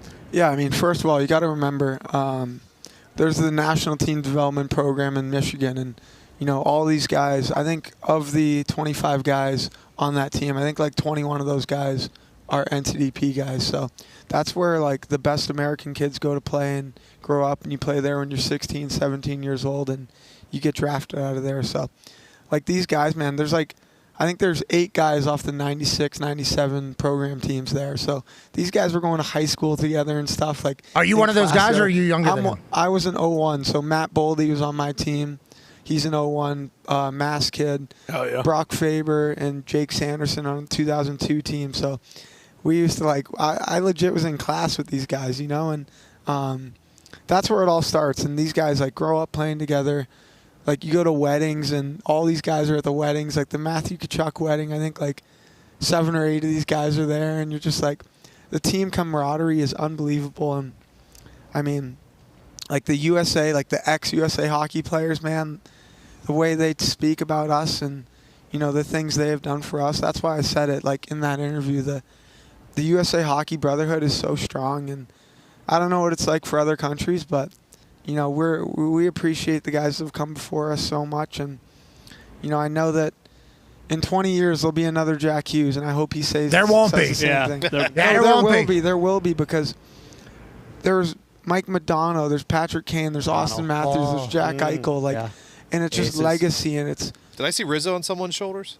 Yeah, I think on Dylan Larkin. Dylan Larkin was the MVP of the party. Him and Charlie McAvoy, those guys were unbelievable. Yes. I believe Charlie McAvoy will be joining us next week. Can't wait to talk about that. Very excited to celebrate Charlie with the boys. Obviously, the 11 celebration, we've been following you guys, enjoying this all much quicker, because we see the Stanley Cup. I think Ovi went for 3 weeks straight with that thing, boozing every single day. The Lordo celebrations are legendary at this point. I mean, that's real. Hockey players are good at celebrating. We think that is a trait that you guys have. It is. Yeah, it is. You guys are very good at that. Quick turnaround here. You guys are already back in the league. Do you feel like you will always have the group text? You said the USA Hockey Brotherhood is there. And I saw you whenever the New Jersey Devils wanted to celebrate you, and you went and got Tage Thompson out there from the Buffalo Sabres and brought him out to celebrate. And your place went crazy for him as well. Do you feel like you guys are going to be connected forever? Because you definitely are. And how do you manage that for the rest of the season here? Yeah, I mean, we're definitely bonded forever. We're a championship, Olympic gold medal winning team, and we're just so happy. I mean, we got the World Cup coming up this year in the U.S., so what's happening? When do we beat everybody else? That's happening soon? But I'm sure we'll do something along the lines of that, and then it's such a good guy. We were talking about already, can't wait for the golf trip this summer. Just man, the team camaraderie and just these USA guys, they're all just such great guys. Such a happy, genuine group, and I'm so glad to be a part of it and just be one of the guys. You guys all know what it's like to be one of the guys, man. It's the best, and that locker room, man, I miss it already. Me too, man. Yeah. Hey, when you guys do that golf trip, please don't announce it publicly where you're at, so I don't feel obligated. Thank you so much. Go ahead, AJ. Yeah, hey, Pat McAfee, gonna cover this thing? AJ, go ahead. Hey, that was for America. That wasn't just me. As I said in there. No, that was the entire United States of America. Man, thank you for that. For giving us. We had an unbelievable night. So fun watching all the guys just enjoy that, and I wish. Obviously, we wish we could have let it roll for a little longer, but we're back at it. I played a back-to-back already. I think a couple other guys played a back-to-back, but, I mean, that was so fun, but we're hockey players. We're back to playing biscuit and just, back to it. That's what it's all about. I'll tell you what, you get a couple Hazel snozzers and then you get a couple biscuits. Love playing biscuit. Go ahead, AJ. Yeah, did you? I guess every little kid seems to, whatever sport they play, they dream or they envision themselves as a little kid, hitting the winning shot, whatever. Did you ever, as a kid or even leading up to that, throughout practice, think hey, I might be the dude that wins a gold medal for this country? Did it ever cross your mind? And then also, right after it happened, I guess, did it sink in right away what had happened and you'd won a gold for the team? It's hard to say because, there was a story that went out right after Quinn. I think Quinn, my brother, had an interview, and they asked him, you surprised? Can you believe it was your brother? And I remember the night before the game, before a big game, it's hard to sleep, obviously, and we're in these barracks, in these dorm rooms in Olympic Village, right? So we're in twin-size bed, and we probably 11:30, we're going to bed, and I can hear Quinn rolling around for no joke 3 hours, and it was probably 2 in the morning. This is like unbelievable. And at 2 in the morning, he asked me, he's like, what are you thinking about? And I'm just like, I'm just thinking about my game winner tomorrow night. What about you? And he said the same. And that was it. And we went to bed after that. But I'm getting teary-eyed. I'm getting like teary-eyed right now thinking that, honestly. Yeah, like when I'm a kid, obviously you dream of it. And you just dream of putting the jersey on, the USA jersey, because it means so much. And, yeah, I mean, you just like, did I think I was going to be the guy? Like, I believe in myself so much. But whether it was me, Matthews, Kachuk's, Ike, like whoever, we were so genuinely happy for whoever, because we just wanted to bring a gold medal home for our country. Yeah, and you did, and we loved watching it. And I think against Slovakia, you had a silky Cook top ched, nasty, so sick dangles in there at full speed. I will hit all the hockey terms that I know in this conversation, but whenever that nasty shot in that particular goal, then I hear Kachuk, give his little rundown of the potential. So what is going through your mind there? How much are you thinking? Are you blacking out? Is it all just like natural reaction? And how does the puck end up 5-hole as opposed to maybe somewhere else in this particular shot? Yeah, I think like that clip, if you bring it back, honestly the biggest thing going through my head, McDavid, best player probably ever. Well, Sid was Well, Sidney Crosby exists. Thanks, Jack. And then you also exist too, so let's remember that. He was coming down on me, and all the boys on the bench were freaking out, nervous because I'm a forward playing defense, and he was coming down on me. And then good defensive play there, and then obviously Larkin Z get up the ice, and kind of like on that play when the goalie, it's like a seam pass going, the goalie's going cross crease, so I was trying to go across the grain, and he's a aggressive, fast goalie, and he shot out at me, and like I was looking low glove, low on the far side of the net, and he shot out at me, and it ended up going 5-hole. But I didn't even know it went in because the puck got wrapped around where the camera holder is. So instead of it, the puck usually shoots out of the net, and this time it got stuck in the net. So I didn't even really know. And then I turned the corner and I saw Dylan Larkin, first guy I saw, just sprinting up the ice, and I said, we did it. Holy yeah. You certainly did, brother. That was special for me. I know you were out there doing the shot. I was in a hotel, and I said, we did it. Yeah. I think that was the cool feeling. Did you guys know that? And you talked about being at Olympic Village. That was a decision made by you guys, I think, right? To kind of buy into everything that is the Olympics. And we bought into who your team was. Did you guys know that? And I heard a lot of conversations from Sully, who obviously was with Pittsburgh for a long time. We thank him for Stanley Cups. Now he's in New York. I heard he gave some great speeches. And were you guys reminding each other, hey, our country is really riding with us right now. 5 a.m. West Coast, people were up. 8 a.m., it's here we go. Every single moment we were alongside. Did you know that in the moment? And how much do you guys kind of chat about that? Or how much did Sully bring that up? Yeah, so I have so many points off that one question, but I feel like there's 5 different points off that. Do it. Now, granted, and also final one. Are you getting used to speaking with the busted shit? With the lisp? Is this going to be you forever? Is this you forever? It should be. Looks cool. So regarding Sully, you get into these these Olympic teams, it's the big dogs on every team, So you get in that locker room, it's just a bunch of alphas. You got guys that are leaders on their NHL teams, and just a lot of big personalities and guys that have exude confidence. Yeah, I'm choked up too, dude. Sorry. They exude confidence, and they're the ultimate leaders and just big dogs, alphas. So I think in that room there was a ton of belief no matter what happened, so much confidence. And then Sully just kept telling us American swagger, American swagger. That was kind of his motto, was American swagger. And Billy Guerin, our GM at the start of the tournament, brought us in and said, whatever it takes. Doesn't matter if the food's bad at the Village, whatever it takes. Doesn't matter if, the locker room's too small, whatever it takes. Doesn't matter if the ice is bad, whatever it takes. And with that and Sully just driving home, American swagger, American swagger. We're the best team in this tournament. We're the best team in the world.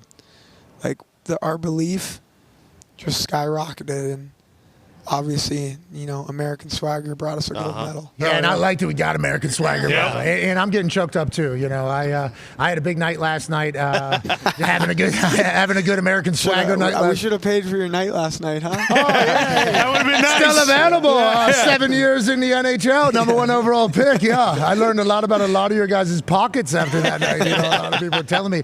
But American Swagger, could you feel that America was behind you guys, though? Yeah, I mean, we were in the village. We're locked in. We're in Italy. We're just with the boys. We're locked in. We're dialed in. You guys know how it is when you're focused on something. Yeah. You're just like you got your mind on the task, and we knew people back home were supporting and loving us so much. But I mean, once we touched down on American soil, we were like, wow, man, we are really feeling the love, and we feel so supported, and that was sick. Because just when we got back home, we really felt it, and good. We were just like, we were so proud to be back in the U.S. with a gold medal. Yeah, and the women as well. We just dominate sport. You guys hate them, I heard. Yeah, that's what I heard you guys hate I heard you hate the women's hockey team, dude. That's crazy that Olympic happened. Village, man, like, we were hanging out with them so much, the women's team. We were supporting them. Like, we were at their games, they were at our games. Like, all these people talking. How many of them watched their gold medal game? Me and Quinn Hughes were in the game. We were at the game until like overtime ended. On the glass. And we were jumping up and down, so excited for these girls, so excited they won. And how many of these people watched the gold medal game, watched their semifinals game? Like 10 of our players went to their game in the round robin. Like, we supported them so much, and we're so proud of them. We're so happy that they won and they brought a gold medal back, and that, I said it, the men's and women's team both brought gold medals back.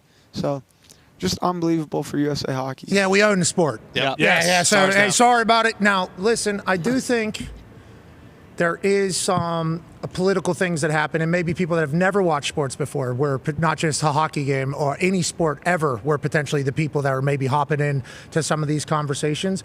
But allegedly, you and your brother, the story was like Tom Brady wanted to meet up. There was a time, a schedule, and you're like, nah, I would like to go watch the women's hockey team. Your mom, I believe, is a women's hockey, U.S. women's hockey like legend, from my understanding. So that narrative getting built, I assume for you guys was very like frustrating in this entire thing. And I think as we roll on, it'll be very obvious that, we're all in this thing together. Yeah. We got Megan joining us here in like an hour or so. She's up in Ottawa. Keller? Yeah. Yeah, man. Me and her had a great moment in the cafeteria. After her gold medal game, we played Slovakia the next night, and it was like a late game, 9-10 game. So you get back to the caf at like 1:30 at night, and we were in the pasta line, me and Megan. They were just getting ready to go out again. And I just gave her a massive hug, and I said, I'm so happy for you. I'm so proud of you. And you wouldn't believe me and Quinn's reaction. We were so pumped for you. And then 2 nights later, or whatever it was, a couple nights later, saw her again in the caf, and we took a great picture. And she just gave me a big hug and was so pumped for me as well. Yeah, well, that feels like that's how probably everybody that's in the entire thing. Now, granted, after you win the gold medal and you're in a locker room feeling euphoria, we need you guys to be conscious about good journalism. Okay, we need you guys to be good conscious about all of that type of stuff. The expectations on you guys in that moment, outrageous, but just know that everybody with a brain, so pumped for both you and the women's team. I believe they're playing Freebird right now as an ode to you. That's sweet. You boys going wild over there with a few songs. I feel like we watched it at 11 whenever the songs came on. It was like, oh, this must have been the boys. They must have played Dream On like 10 times. It's the best song of all time. Like, come on, boys. Like, I'm sure the usual, like, on deck, what's on deck for that DJ. Oh, yeah. Way different than what was going on. Connor has a question for you. Yeah, Pat just mentioned you come from a family of playing biscuit. Your mother being a huge part of USA Hockey, your dad.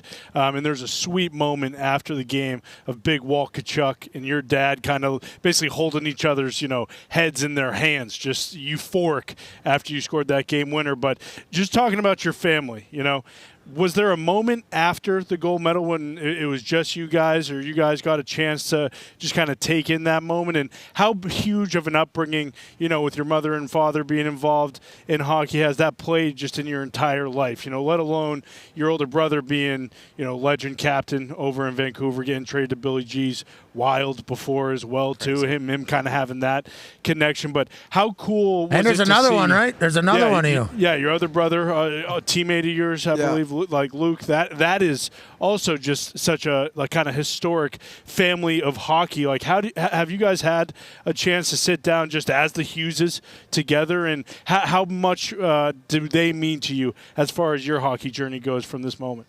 So yeah, I'll start with the Keith Tkachuk, Jimmy Hughes celebration in the crowd. That was unbelievable, and I don't know what they were doing, hugging, kissing up there. Yeah, maybe both. But so when Quinn, this NTDP that I was speaking about before, when Quinn and Brady were there together, they lived together with Big Walt. Mm-hmm.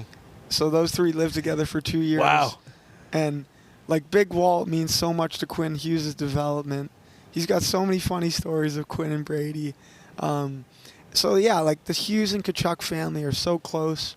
Matthew and Brady have been so good to the three of us for so long, and it's family. So the fact that they got to share that together is unbelievable. And then regarding my family, we really haven't had much time to, just break this down and, just talk about how special it is. I just told my parents briefly, when I saw them, like how proud I am to represent them, the Hughes family name, and I'm just so thankful and lucky that they sacrificed everything for us. For them to have 3 boys in the NHL, it's people don't even understand how hard it is, how much hard work it takes to get one boy there, let alone 3. So I'm just so lucky. I'm so thankful that they're my parents, and I'm so proud, and I'm so proud that we represent them, and everything they've done for us.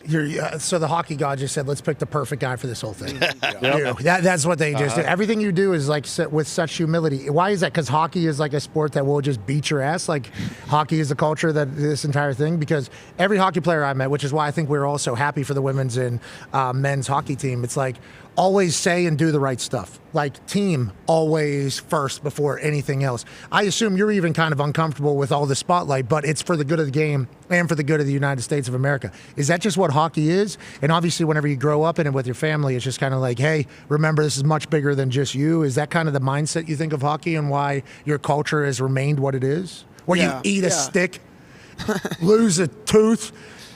No. Who knows how painful that has to be? Man. It has to be so painful. And then I talked to you earlier, you're like, there wasn't really like a question on if I was going to, like people were making a big deal out of that. Like you were almost like confused why it was such a big deal. And I think it's because in every other sport in 2026, if somebody is given an opportunity to potentially say, I got to look out for me, especially for something you're not getting paid for, which would be the Olympics, it's like they would definitely bow out of that. You, being the guy that you are, from the family that you are, doing that, I think showcased hockey in such a good light as a whole, but also the way you guys have handled it, I think people have fallen in love with your sport. Why do you think the sport of hockey has such a good culture, and like, what do you think that means to the future of the sport? Yeah, we were talking about it before, but obviously hockey players are, such nail guns, really. They play through so many injuries. Can I start using that? Nail gun?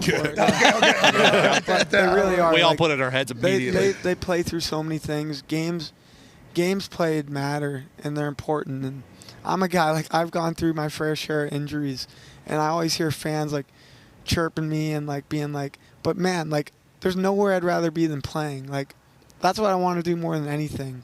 And, yeah, like, this thing, like, every single hockey player loses teeth. That's not even a question. I know it looks from the outside gnarly, like some big deal, but, it doesn't matter who it is. Every single hockey player is like playing through that, because it's just whatever. It's more of just like, god damn, like gotta go spend time in the dentist chair now. That's And you were hoping for blood to get the 4 minutes. Yeah, like I just honestly, Quinn, if you watch the clip again, I'm like looking down at my teeth, and Quinn's the guy with the puck for the delayed penalty, and he's like looking at me, and then at the TV timeout, he comes up to me, he's like, it's not that bad, man. It's only chipped. You're good.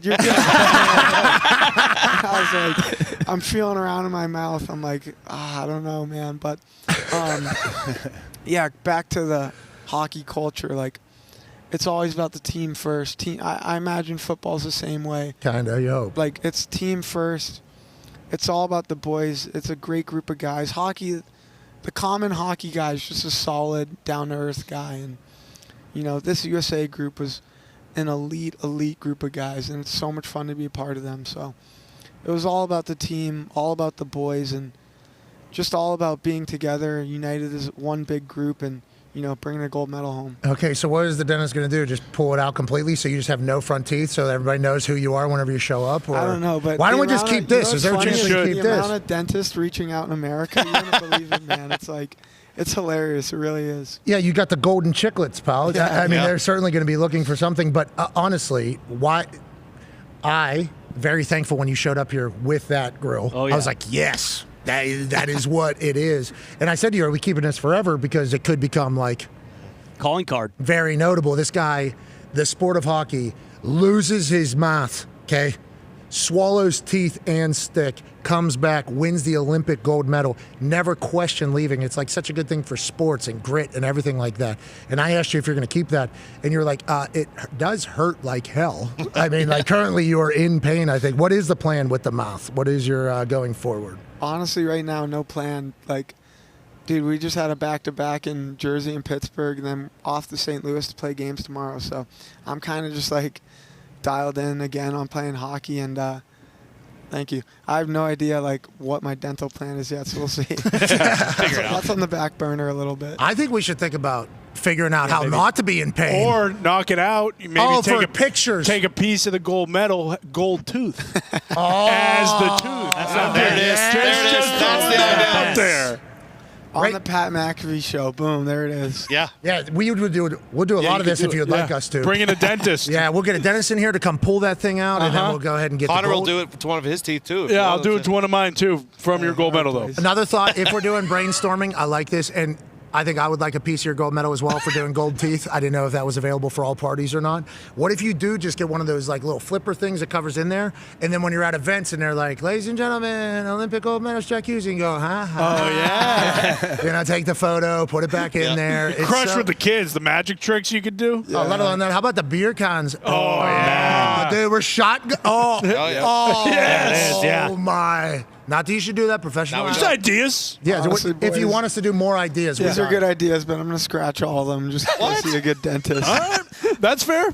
Yeah, sorry, boys. Listen, you're Jack American Hughes. You can hero. do whatever you want. Yeah, okay. I mean, I'm bummed out about that, but you can do whatever you want. Go ahead, Ty. It's very evident how, and we've talked about it, you know, like the hockey culture in general. All you guys are very humble. We've met a lot of, you know, hockey players who are big-time players in the NHL, and, like, the humility always shines through. But has it been, like, evident yet? Like, holy shit, like, my life completely changed overnight. Like, I don't know if that's really set in yet, but, like, I saw, and, again, this isn't the end-all, be-all. It means nothing in the long run, but, like, boom, you shoot up and you have over 1 million Instagram followers right after it. Like, everyone who is maybe, like, a Sick.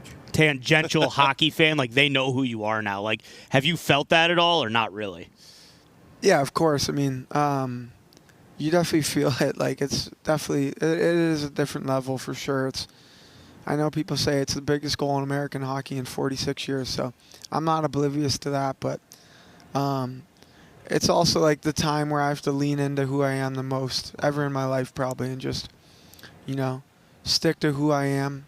You know, all that other stuff is materialistic, and it's just, obviously it's cool and it's great, and the people that have reached out, and it's unbelievable, and I appreciate the support, but right now is the time in my life where I have to be Jack Hughes more than I've ever been in my life, and that's what I'm trying to do. So I'm proud of this whole moment. I'm so happy that I was the guy, and like I said, I'm so happy to be a part of that group. But I want to try to, you know, always be humble about, you know, that goal and go about it the right way. And All right, we'll brag for you. Seriously though, but. Like, I know, I don't want you guys to think I'm some squid that just, like... Squid, okay, nail gun. But, any of these he's others... writing it down. You gotta write it down. Is that from Rocket Power? But, yeah, like, trust me, I am so proud. There's been so many people that have reached out, so many, like, family, friends, loved ones. And then on top of that, so many athletes that I respect. So many cool people, and it's been unbelievable. But for this group, for USA Hockey, for the country, I feel like so many people in the country needed this, and Yes. It is such an unbelievable feeling. Hey, tell me about the Medal of Freedom winner, Presidential Medal of Freedom winner, Hala Buck. Saw every puck. That's unbelievable, man. Like I think that's the highest honor a citizen can win. I watched the clip. From my understanding, the way it was delivered is, hey, this is the top. Okay, a civilian ain't getting anything else other than this. And he stood on his head, obviously. But wasn't there some things being said about him, like, I can't play in the big game, can't do this. And then in the biggest game, he plays the best game a goalie's ever. I don't know what you would know hockey a lot, obviously. Yeah, so we had you would kind of know. I know a little bit, huh? Yeah, probably better than me. No, but we had I think there must be a documentary or something coming out. The NHL had camera crews in the locker rooms following things, but you'll see it at some point. But our Player of the Game award at the end of the games, I won it after the Slovakia game, and I gave it to Hellebuck, obviously, after the gold medal game. And I said, Helly, in the biggest game, Helly was the best player in the world. And he really was. Like, he was unbelievable. Some of those, I keep replaying the game in my head. I'm like, how about McAvoy back here with him, too? How the hell did I even score that goal? Because Helly made so many ridiculous saves, like Celebrini breakaway, McDavid breakaway, the stick one. There's another one with 2 minutes left when I was in the box. Celebrini had a rebound play on the power play, and it's just like he stood on his head, and now he's got the highest achievement an American citizen can win. And all the players are so happy for him. And I live on the same lake as this guy in the summer, and I just see him fishing all day. And he has it on his helmet. Yeah, the bat. Dude, the largemouth. He's my goalie in the summer for our summer skates. That's sick. And there'll be mornings where he'll text my guy, Matty Williams, and he'll be like, hey man, I can't come in today. And we know it's because it's good fishing weather. And we're like, you scumbag. And he does that all the time because he loves it. He's on the lake. He's an outdoorsy guy. He's just such a chill guy. And we're so happy that, in the biggest and brightest moments, he could stand on his head and the whole world saw, how special he is. Yeah, he certainly is. Go ahead, AJ. Yeah, obviously, end of regulation, it's 1-1. You guys tied. This guy looks good with a gold medal. I feel he's the most athletic guy in the history of the combine. Remember, he earned that. I'll give it back to you. Don't worry. But I'm wondering, when you get to 3-on-3, how much do you get to work on that, and how different is that than the normal regulation play? Yeah, it's different. It's fun to watch, by the way. I know as a non-hockey person. It's been happening for a long time, by the way. Mm-hmm. Yes, I know, but I'm saying it's awesome to watch, and it's got to be so different for you guys, I would imagine. No, it's so fun, and like for a guy like me, that's like peak game for me, just because it's like open ice, highly skilled, fast, like run and gun, up and go. So even 4-on-4 in regulation, when guys are in the box and it's 4-on-4, it's more like ISO ball. It's more like other sports maybe, because hockey, it's so tight and things happen so fast. But when it's 4-on-4, 3-on-3, it's like more ISO ball, and like guys are like, you can one-on-one someone, like you can like man up a little bit more, and that's just like fun hockey, because it's like pick and rolls, like man up, get your guy, and a little more like basketball, I'd say, and like football, like with wide receivers. Like when Quinn scored his OT winner against Sweden, he was locked on. He's like, you got to get me the puck like on this guy in this spot. And I got a good matchup. It's so fun. I got a good matchup. Hey, I got a good matchup over here. We all see it. Give me. Yeah, that's a beautiful thing. But you guys, USA team, but like 3-on-3 is fun, and obviously the only time you would practice really is during NHL play, just like with your teams, and then you go to overtime, and stakes were definitely higher in overtime. Yeah. In the quarters, man, that Sweden team was so good. Like, we were confident, but we were nervous too, because Sweden's probably the third best team in that tournament. So when we had to play them in the quarters, we were like we got to get our shit together fast. We got to play. And that game was a dogfight. Great win by Quinn. And then obviously the stakes are the highest in the gold medal game, and they have great players. They have the best players in the world. We have highly skilled players, and like anything can happen in overtime. Yeah, we're the greatest hockey in history. Yeah. So let's not worry about that. There's a Canadian back in the truck who's going 58 World Championships back in the truck. It's like, okay. Who cares? Yeah, we respect that. We do appreciate that. Kachuk said on that podcast that he was told, hey, you're not going on the ice for 3-on-3, brother. So he just became. He said he actually started doing the Bucci overtime challenge. Who do we got? He said a couple people got you and that. So you guys know who your 3-on-3 guys are. Sully told you that before going into the tournament. Like you don't know, but you kind of like have a feel. Like Kachucks are unbelievable players from like blue line down. Like their whole game would be like around the nets. Like they're so much better than so many guys in the league. Like right around the net, rebounds, tips, like all the little things. Like it's just like same with any other sport. Everyone's got their things they're good at. Like where I'm like a skater, skill guy. Like I can get up and down the rink. They wouldn't put me to play net front in a big moment. 5-on-3. Yeah, like Matthew Tkachuk's that guy because he's one of the best in the world at it. So, yeah, they were so funny in the locker room. Like they're hilarious those two. Like, and they feed off each other. So. But there were so many big personalities in that locker room. Like, I don't know what the Canada locker room was, but USA locker room was a lot of pouting. It was tight for sure. It was tight where we were focused, but it was also loose where, like, this group's having fun. We believe in each other. We're going to get this shit done. And that's because we have the Kachucks. And Jack Eichel. And the boys. The McAfee Show behind us. And American Swagger. Jesus Christ. You're American the one Swagger. He's trying not to say the Hughes. Yeah. You didn't want to give himself credit. Yeah. Classic. Exactly. Classic. Go ahead, Tom. But I did want to ask about the locker room because obviously Pat talked about like we're watching at home and we feel like we're there. First period, boys are buzzing. Like felt really good. The second period felt like it was a 20-minute power play for Canada. For sure. Like the ice was tilted. Between second and third, and then third in overtime, what was the locker room like during those times?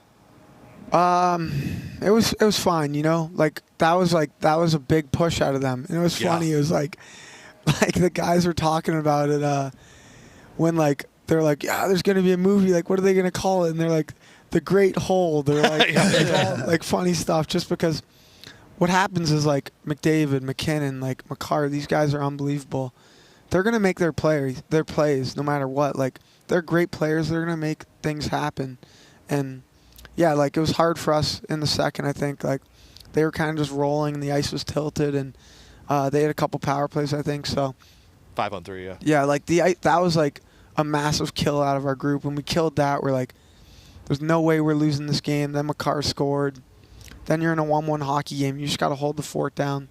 In between the second and third, that's really when Sully was like, American Swagger. You guys got to lean in. We're the best team in this tournament. You got to believe.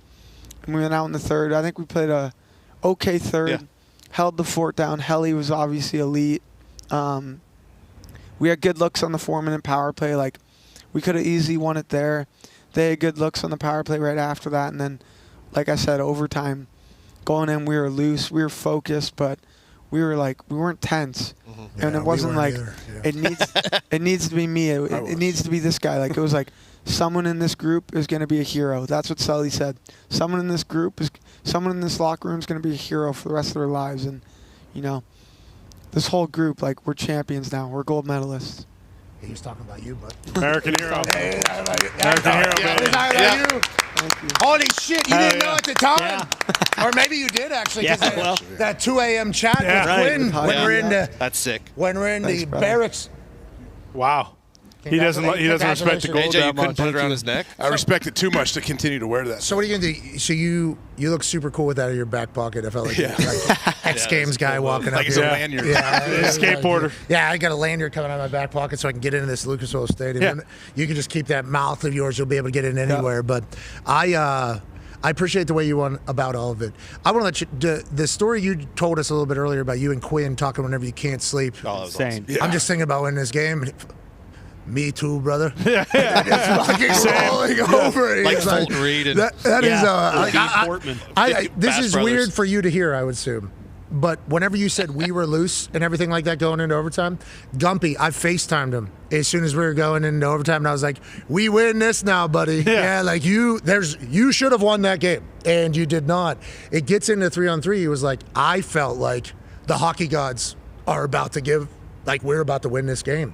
And then I start watching it. I'm like, wow, has Canada ever been better suited for 3-on-3 with what McDavid is? He was going blue line and just full steam ahead. And with what McKinnon is. And it's like, wait a minute, this might be like Canada's thing. That's, and then we start watching fucking dangles and the boys start Poke cooking. check. It's like, oh, this ain't This isn't the early 90s anymore, pal. We are here. And it was a fun ride.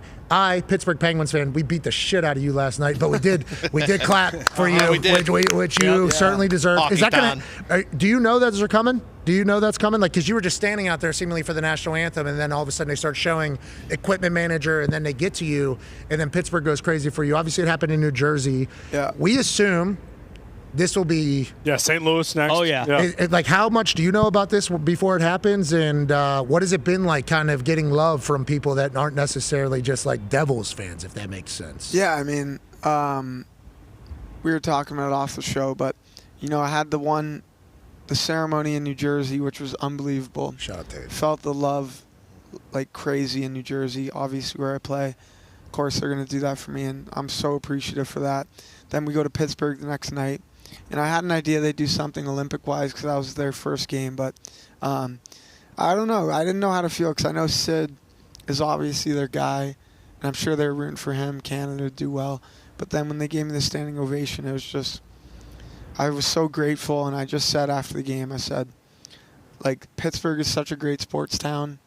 And I'm so proud that, and I'm so happy and grateful that they – like, it was unbelievable, man. To go into an away arena – and get a standing ovation, man, I'll remember that for the rest of my life. And, all my friends and my brothers were texting me and they said, how cool is that, man? And I said, that was unbelievable. I don't think they're the last ones. No way. I don't know. But we tried to get them to do it in here.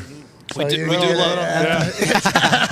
love Sid, but we love American Golds probably a little bit more. Thanks, boys. That was a great moment, though. That was unexpected and super sick. That was special. Go ahead, Con, man. Yeah, Werenski got one not to your level, but he got one in Boston last night. And one of the moments I think that got everybody was after the game, and they go and get Johnny Gaudreau's kids, and the moment of them skating around. I think it was McAvoy, Austin, and one other with his jersey, and not to mention the photo with both their kids. But how much of a motivation was like for Johnny Gaudreau? Little follow up. He's been with you guys through this entire, like he's a part of the teams you're talking about? All these guys have played with Johnny Gaudreau. When I was 17, I played at the World Championships, and I'm obviously a skilled small American forward. And when I went to the World Championships, Johnny Gaudreau, Patrick Kane, Clayton Keller, three guys that I looked up to so much growing up, were all on the same team. So us four, we're all on that 2019 World Championship team. And like I spoke with Mr. Gaudreau after the Slovakia game. I saw him up in the family room, and I talked to him for 10, 15 minutes. And they're just such a good family. All these guys love Johnny. They all played with Johnny for so many years. And he grew up with all these guys, on World Junior teams, World Championships. Like Hanifin, Kachuk played with him in Calgary for so many years. Like Werenski was with him in Columbus. Like, all these guys have ties with Johnny, and yeah, that's Larks. Like him and Larks were so close, and all of USA Hockey was so crushed when Johnny Gaudreau and his brother passed away. Such a sad tragedy, and for them to include the Gaudreau family and for them to be a part of this, man, it should be, because this is a team that Johnny would be on, and we're so sorry for the Gaudreau family still, and they're always in our hearts, and we're glad that they could be a part of this. He was there, though. That McAvoy, I felt like there was some things happening, and then you guys do McKinnon. it. Then you do it after. Yeah, there's like so many things. Yeah, wide open. Yeah. And then it's like, it did feel like it was. Man, and I'm like getting emotional. Like your team, just so many great storylines in there. And then whenever you bring the kids out there and take the picture, it's like, this is hockey culture. Like, this is literally everything that sports tries to be. So thank you all for representing and doing that. Now, before you get on the road to St. Louis, which we assume in their barn, they're going to be not a bunch of squids, and they're going to represent, They got nail guns all over the place. Will you talk to Bennington at all? Probably not. No, I don't know. Oh, you got to skate by him. I'm sure he's so competitive, and he's won a Stanley Cup. Probably, I would say, a mutual respect there, but I don't think we'll talk. Do you think you're going to get targeted from Canadian, like Tom Wilson? Would you got caps anytime? Like he targets everybody. I hope not. I don't know. I really don't know. I think that I honestly don't know. I would say that the rivalry USA-Canada is very intense right now. Very intense. Like, no tummy sticks going on between any of those guys. Write it down. Yes. But I would say that there's a lot of respect between those two teams. Like, it's a very intense rivalry, very competitive. It's good. But I'm actually kind of happy. There's a lot of respect. I'm there. kind of happy you guys didn't win 4 Nations, because then it would have been the 51st state thing. Oh, yeah. Because they won, and then that kind of got quiet, you know, and that was good. Yeah. I think that was good to kind of quiet the world. Yeah, I think that was good. You and the boys made us all so incredibly proud.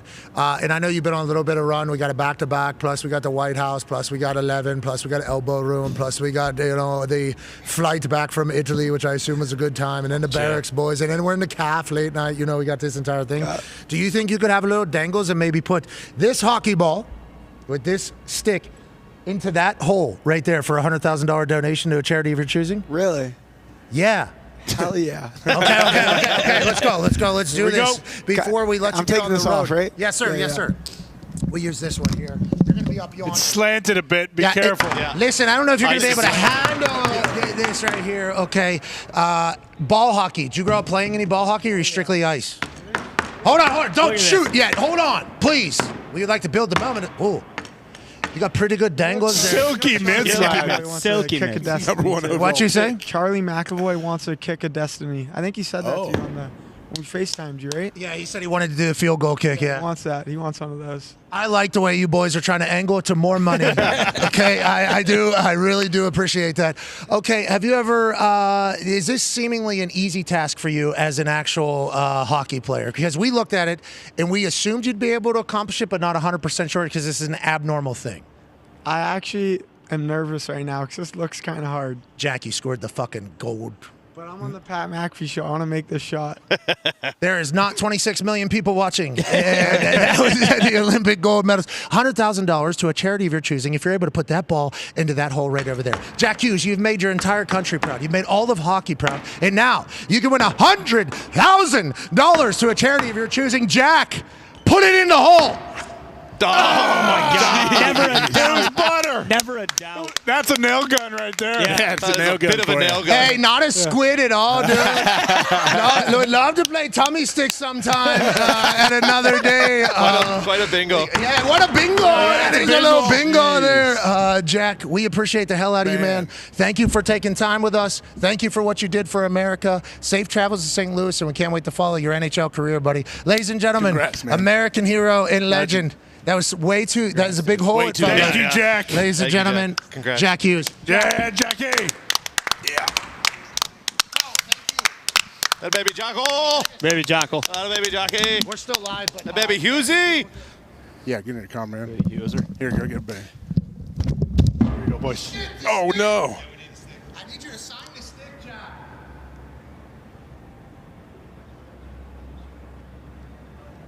Man. Hell yeah. Not a Congrats, squid, buddy. lad. Not a squid at all. I've never won. Congrats. Awesome, man. Yeah. Can you take this stick and sign it? Silky mitts. Man. Ladies and gentlemen, American hero, Jack Hughes. Yeah! Yeah. Woo! Was there ever a doubt right there? No. Should have moved it 100 yards back. Yeah. Here's the replay of him just easily. I was kind of in his way too, you know. I wanted to put a little pressure. Yeah, I mean, he stepped left, too. Yeah, He just knows how to like he did create in space. Slovakia. Just like against Slovakia, Yeah, whenever he great got player of the space. game. I'll tell you what, we've had a great time here back. We hope you have enjoyed our 3 days here at the Combine. We'll be back for we'll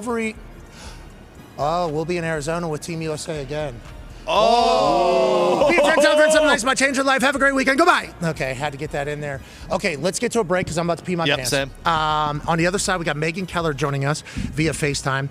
Thankful that Jack Hughes was able to fit this into his schedule. Also, Megan Keller fitting this into her schedule. She's in the middle of season in Ottawa right now. So we'll catch up with her on the other side. We'll continue to celebrate incredible athletes from the United States of America who make us all proud, while also talking about ball. We'll wrap the show up with Matt Patricia, obviously Ohio State defensive coordinator, a man who knows the NFL very, very well. Yeah. So we got a lot on the other side. We hope you will join us. Be a friend, tell a friend something nice might change their life. Take 5.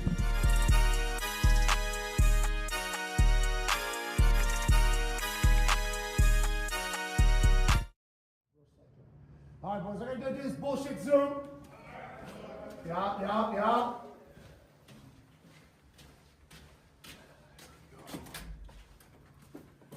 We're muted. It feels like this guy's got a lot of energy and no fucking idea what he's talking about. Nice.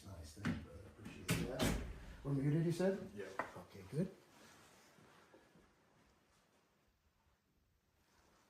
Hello, brother. Thank you for making time this morning. I can't wait to hear what you're pitching, man. I can't wait to hear about it. First and foremost, huge fan, Mr. McAfee. I know you're busy. I'll get right to the point. As a company that prides itself on being on the bleeding edge of our industry, we want to be in the Pat McAfee business. Okay. We believe we have the bandwidth, externally and internally, to take the existing Pat McAfee brand and make it the most sought-after property in media with simple, actionable items that we'll achieve by thinking outside the box, just like you would, Mr. McAfee. Yeah, you nailed it, I think. You know, it's McAfee. You know that? Like the antivirus? Yes, but they're not just an antivirus. They're a scam detection, fraud detection. They're a safe surfing provider, and they'll secure your network whenever you're on public Wi-Fi. And yes, it's McAfee, not McAfee, and they're the greatest tag team partner for anybody in the digital space. What the fuck? It's more than an antivirus, and we love that. It's more than an antivirus, they have your back. Happy New Year. Okay, listen, 2026 is going to be your greatest year, but it's also going to be your safest year digitally because you are going to download the McAfee app that looks just like this. Boom! Once you download the app, bang! You sign up. McAfee will automatically check your system if it's safe, check your Wi-Fi if it's safe, and they'll see if there's been any breaches of your name out there in the deep, scary web. I'm the government, you see? You better pay me. I'm the DMV. I need your social security number. The IRS. Just click the link. That's me. You better click the link. You better send me money. If you don't, you're going to jail.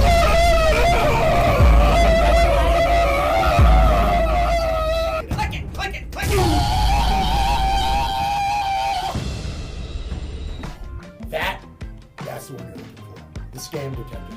All you do is click that button, and then it'll take you to a page where you either screenshot a message that you received, or you copy and paste and put it in here, and it'll let you know if it's a scam or not. Or click this button right here and enable an automatic scam detection for scams in your emails and your text messages. Basically, this app and this page is about to save you and your digital self for all of 2026 and beyond. McAfee, more than an antivirus.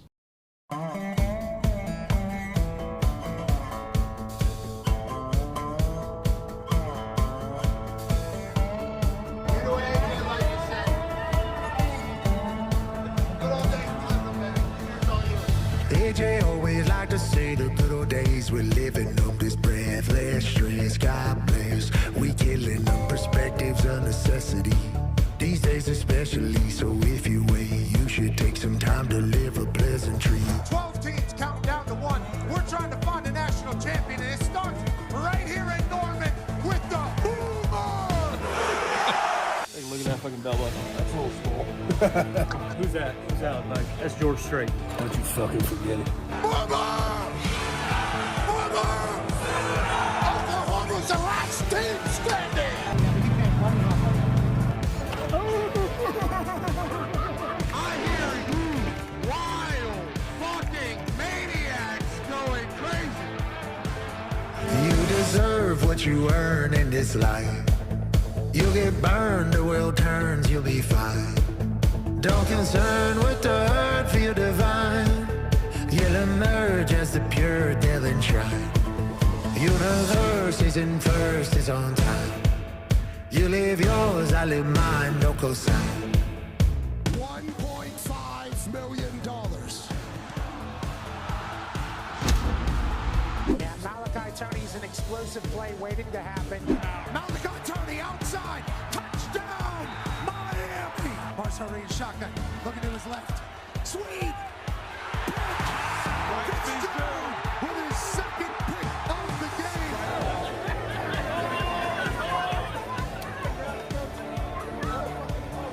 He said as soon as he saw me wear the hat, he wanted to shove it up my fucking ass.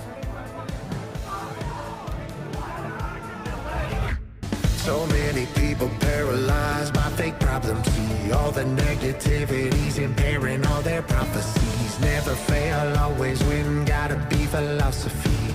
This life is one and done, it's an actual anomaly, that's why. Tonight it's Darius Butler versus AJ Hawk in the Cotton Bowl. He has been able to do whatever he wanted all year. Keontae Scott should have been a Thorpe Award winner. Big six, baby. Big time play. Stop it. Hey, big time play. Keontae Scott was the stadium. All right, Foxy, you better tell me if you're filming him. I do not give consent.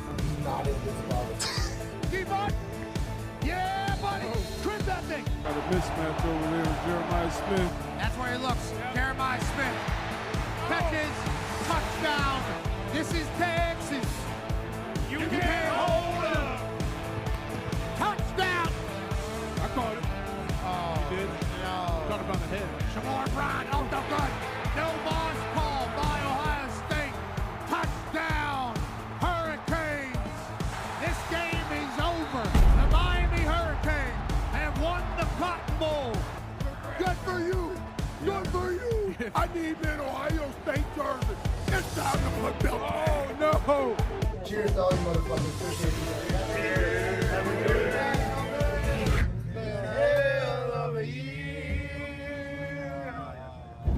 Happy New Year's. Happy New Year's. Happy New Year's. Happy New Year's, boys. Hey, it's been a hell of a year. That's why AJ always like to say the good old days we're living on this breathless stress. God bless. We're killing them. Perspectives are necessity. These days especially. So if you wait, you should take some time to live a pleasantry. Take us out, identify. Life is lit, I guess that's why. A couple times last night, I could have got you with a double leg. You're going to get nice and beat up when I see you. Indiana Hoosiers are winning the Rose Bowl. What do you do? Are they getting into paint? Oh, what a grab! What a grab! Unbelievable. What a start for IU. Indiana's going to be up by 10 points against Alabama. Breaks a tackle. Breaks two balls. Jump ball. Touchdown. Omar Cooper Jr. Elijah Surratt. Touchdown in the corner. Touchdown. Hoosiers. Walk down the IU bench. Saw Mendoza. Job well done, buddy. And then we happen to run into Sid. Hey, good to see you. Good to see you. There's some things that USA has that nobody else does. College football is one of them. And a B-2 stealth bomber is another. Greatest country on earth, no questions asked. I just got a red, white boner. I think I got a little freedom erection happening as well. Fucking Indiana Hoosiers, dude. Fucking different in the Big Ten, baby. Yeah! That's why AJ always like to say the good old days we're living on this breathless stress. God bless. We're killing them. Perspectives are necessity. These days especially. So if you wait, you should take some time to live a pleasantry. Legends everywhere. Ray Lewis just stopped by. And then Calais Campbell's walking by. This is what it is. Give me the Miami Hurricanes. Lacey being MVP tonight as he pops one open for an all-miss tunnel. Eventually, last play before the 2-minute timeout. He takes a shot to Marion, who's wide ass open. Touchdown! Marion, who once attended Darius Butler's football camp. Quick to Malachi Tony, one of the most explosive players in football. He breaks through. Malachi Tony to the clip. Trinidad. Carson Beck. He's going to run it himself. Congratulations, football. Congratulations, society. The U is back. AJ always like to say the good old days we're living on this breathless stress. God bless. We killing them. Perspectives are necessity. These days especially. So if you wait, you should take some time to live a pleasant life. Double leg at the natty. It's coming. Double leg at the. Crush you, brother. Shotgun. Kick six to start Mendoza spinning it, touchdown, Omar Cooper Jr. Fernando Mendoza takes a shot to Becker. Touchdown, Hoosiers. Shake, rattle, touchdown. This ref incredibly jacked. Oh, yeah. Indiana Hoosiers are going to national championship. So many people paralyzed by fake problems. See all the negativities impairing all their prophecies. Never fail, always win, gotta be philosophy. Guess life is one and done, it's an actual anomaly, that's why.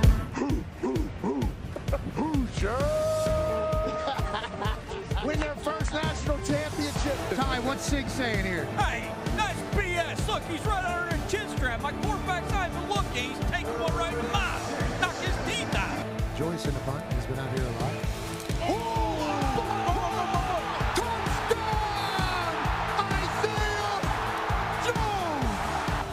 Fernando keeps it himself. I'm going to run. Mendoza!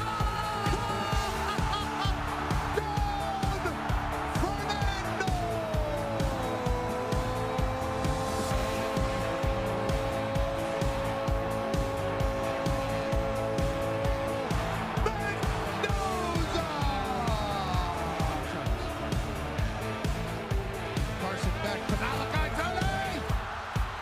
This dude's unstoppable! Can he do it again for Miami? Takes a shot. Intercepts it! Jamari Sharp says, give me that! And the Hoosiers of Indiana are your national champions in football!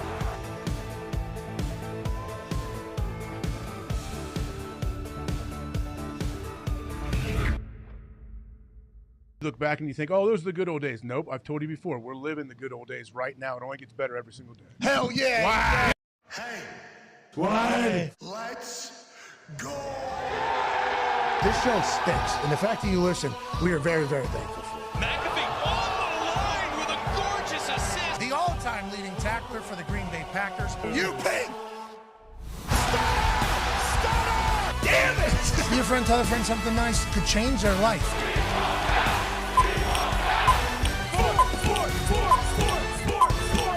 Welcome back to beautiful Indianapolis, Indiana. Lucas Oil Stadium, the Lighthouse, the host of the 39th consecutive NFL Combine. Hour 3 of this program begins now.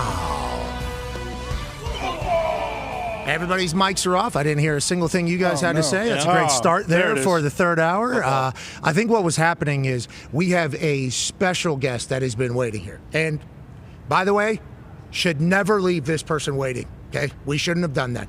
Now, was there some shenanigans with Jack Hughes immediately afterwards? Yeah, blame Jack. Is he an American hero? Okay, not the only one. We're about to be joined by another one who, as soon as he walks anywhere, everybody in this building kind of caught wind that he was here and has traveled down.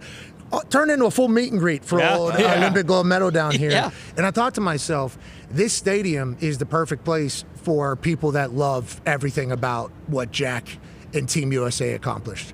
And it wasn't just Jack and Team USA in the men's hockey. It was also a lot of other incredible Olympians that showcased American swagger and American greatness. And although the men's hockey team won, they were not the first hockey team to tell the rest of the world, we are the greatest at your sport. Ladies and gentlemen, joining us now from Michigan. Hell yeah. Okay, Foxy. Went to school in Boston. A lot of Pittsburgh girls on the team as well. Let's have a went to Boston. Now, leader of the Boston Fleet, who are seated what in the PWHL? Let me think about that. Yeah, they're the number one team in the league. We extended the invitation saying, hey, Megan, would love to fly you here to chit-chat with us and do your thing. First answer was, hey, just got out of the Olympics. We got a game in Ottawa. I am not, like, what are we doing here? Would love to join. Would love to chit-chat, but there's no way I can do that. So much respect for her. So much respect for our team. So much respect for the United States telling Canada that hockey is our sport. Ladies and gentlemen, golden goal scorer in the gold medal game, Megan Keller. Yeah, Megan. What's up, guys? Hey, yeah.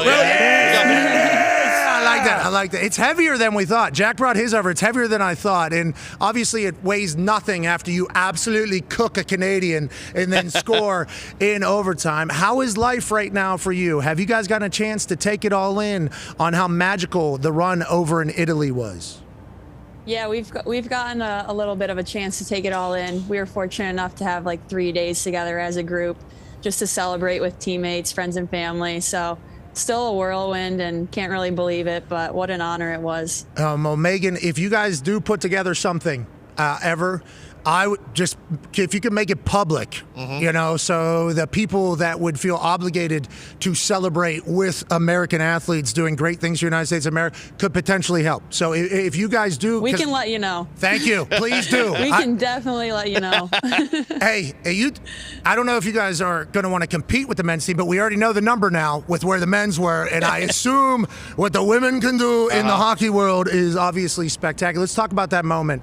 Let's talk about winning it. Third time America wins that in the women's hockey division. Playing against Canada, obviously America, Canada, and hockey right now, it feels like is going to be it. Is there a moment after that when it goes in where there is a legitimate thought like, hey, this is what it's supposed to be. America is supposed to be the best hockey country in the world. What are your thoughts and what are your team's thoughts as it kind of settles in the moment that you are now the Olympic gold medal winners? Yeah, it was crazy. Honestly, the rivalry is like one of the coolest in sports, U.S. versus Canada, especially on our side. We get to know them very well throughout the year. We play them a ton. We don't like each other very much. So to have that as a gold medal matchup it's what you dream of. And as soon as that puck went in, I think our team was so excited to celebrate. We had an incredible tournament. I think one of the best American teams to be put on the ice on the Olympic stage. So to cap it off that, and also with our captain, Hillary Knight, breaking records in the gold medal game to send us to OT. Doesn't get better than that. Okay, you said one of the best teams. You have to be humble to the teams of the past. You guys are the best team I've ever. I haven't done the research. I should do more. Best team we've ever put on the ice. Thank you so much for allowing us to celebrate alongside of you. Megan, just learning of you over the Olympics. 100% on me. We'll follow you forever. Boston Fleet, that's our team. Let's go. That's right. Boston Fleet is our team. Learning about this all right now. The PWH. Go ahead. We take new fans, so you're more than welcome. Thank you, because there is some people actually that would say we don't want new fans, to me specifically, and I'm thankful that you are inviting me in there. So you just absolutely cooking with the dangles there. That's what I should expect from Megan Keller all the time? Like, are we cook people all day on the ice? Like, what is, if you were to describe your game, is that your game, or just anything that needs to be done is Megan Keller hockey? Anything that needs to be done. Honestly, I got to be honest, I'm a defenseman, so I don't find myself at the far blue too often. And the moment called and Taylor Heisey made an incredible pass up all three zones. And I don't know, just playing hockey at that point, you just go back to when you were a kid and dreaming of those moments. I didn't really think about it, just kind of blacked out and in the moment. That's one of the greatest blackouts in the history of because we've seen bad ones. Oh, yeah. Especially last night I saw a couple, walking around Indianapolis. It was not great. Tell me about the team chemistry. You talk about, we play obviously with Canada, with the PWHL. We just had Jack on. He said he had a moment with you in the CAF 1-1-30 before you guys were about to go back out, where he gave you a big hug and said he was proud of you. It felt like their team very tight because they've been together for a while. Will you describe your guys' team? Is it similar for the women's hockey team for the USA Hockey? And how would you describe what the locker room was like over there? Yeah, we have a really tight-knit group. A lot of us have been on this journey since 4 years ago when the Olympic quad starts. We have multiple camps throughout the year. A lot of us have played in college or professionally together, and you go through a lot as a team. And so that's the best part about playing hockey. Like, I feel like it's like the biggest team sport ever. And so when you were working something for your whole life and you get to celebrate with your teammates, like, there's nothing better than that. Yeah, it's beautiful. Sports are the greatest. Okay, sports are the absolute greatest. My daughter, 2.5, whenever she, watches this live, she was watching in real time. I don't know if she 100% got it. Sure. Yeah, she definitely got it. She saw how happy I was. Mm-hmm. She saw how happy I was, so she got pumped up. She's going to be in sports, definitely, because what sports teach. women's hockey is so much. I think every time we get a chance to watch it, we love it. What were you doing as a kid? Can I get like the game plan on what I need to do to Mackenzie? So like, what is the path for women's hockey here? Obviously from Michigan, you go and play in Boston College. Now there's the PWHL and Olympics. Is this because the boys, I know they move and go do stuff. Like, what is the women's hockey path to this point as we try to learn more, and hopefully little Mackenzie McAfee's got some dangles that we could potentially see in the future? Yeah, let's get some skates on her. Dad Honestly, it's a different day and age now. When I was growing up, I played every sport under the sun, and I didn't really fully take hockey like as my number one sport probably until high school. I was playing softball, baseball, basketball, and then I think once I saw women's hockey on the Olympics on TV, I was like, that's what I want to do. That's my goal, and that's when I think hockey was like number one for me. Yeah, thank God you Worked did out. that. Right. Yeah. Thank God you did that. Boston Connor has a question for you. Yeah, Megan, I'm a huge fan of the Fleet now. Very excited to follow. Can we talk about the goalie, Erin Frankel, both for the Fleet and Team USA? I believe she's the first goalie ever to shut out Canada from America, and also her numbers overall in the entire Olympics were ridiculous. How awesome is it, playing in front of someone like that? And is it also kind of a relief that if you ever do screw up, which probably never happens, that she has your back right behind you? Oh, it's happened plenty of times, and she's already saved my ass. Nice.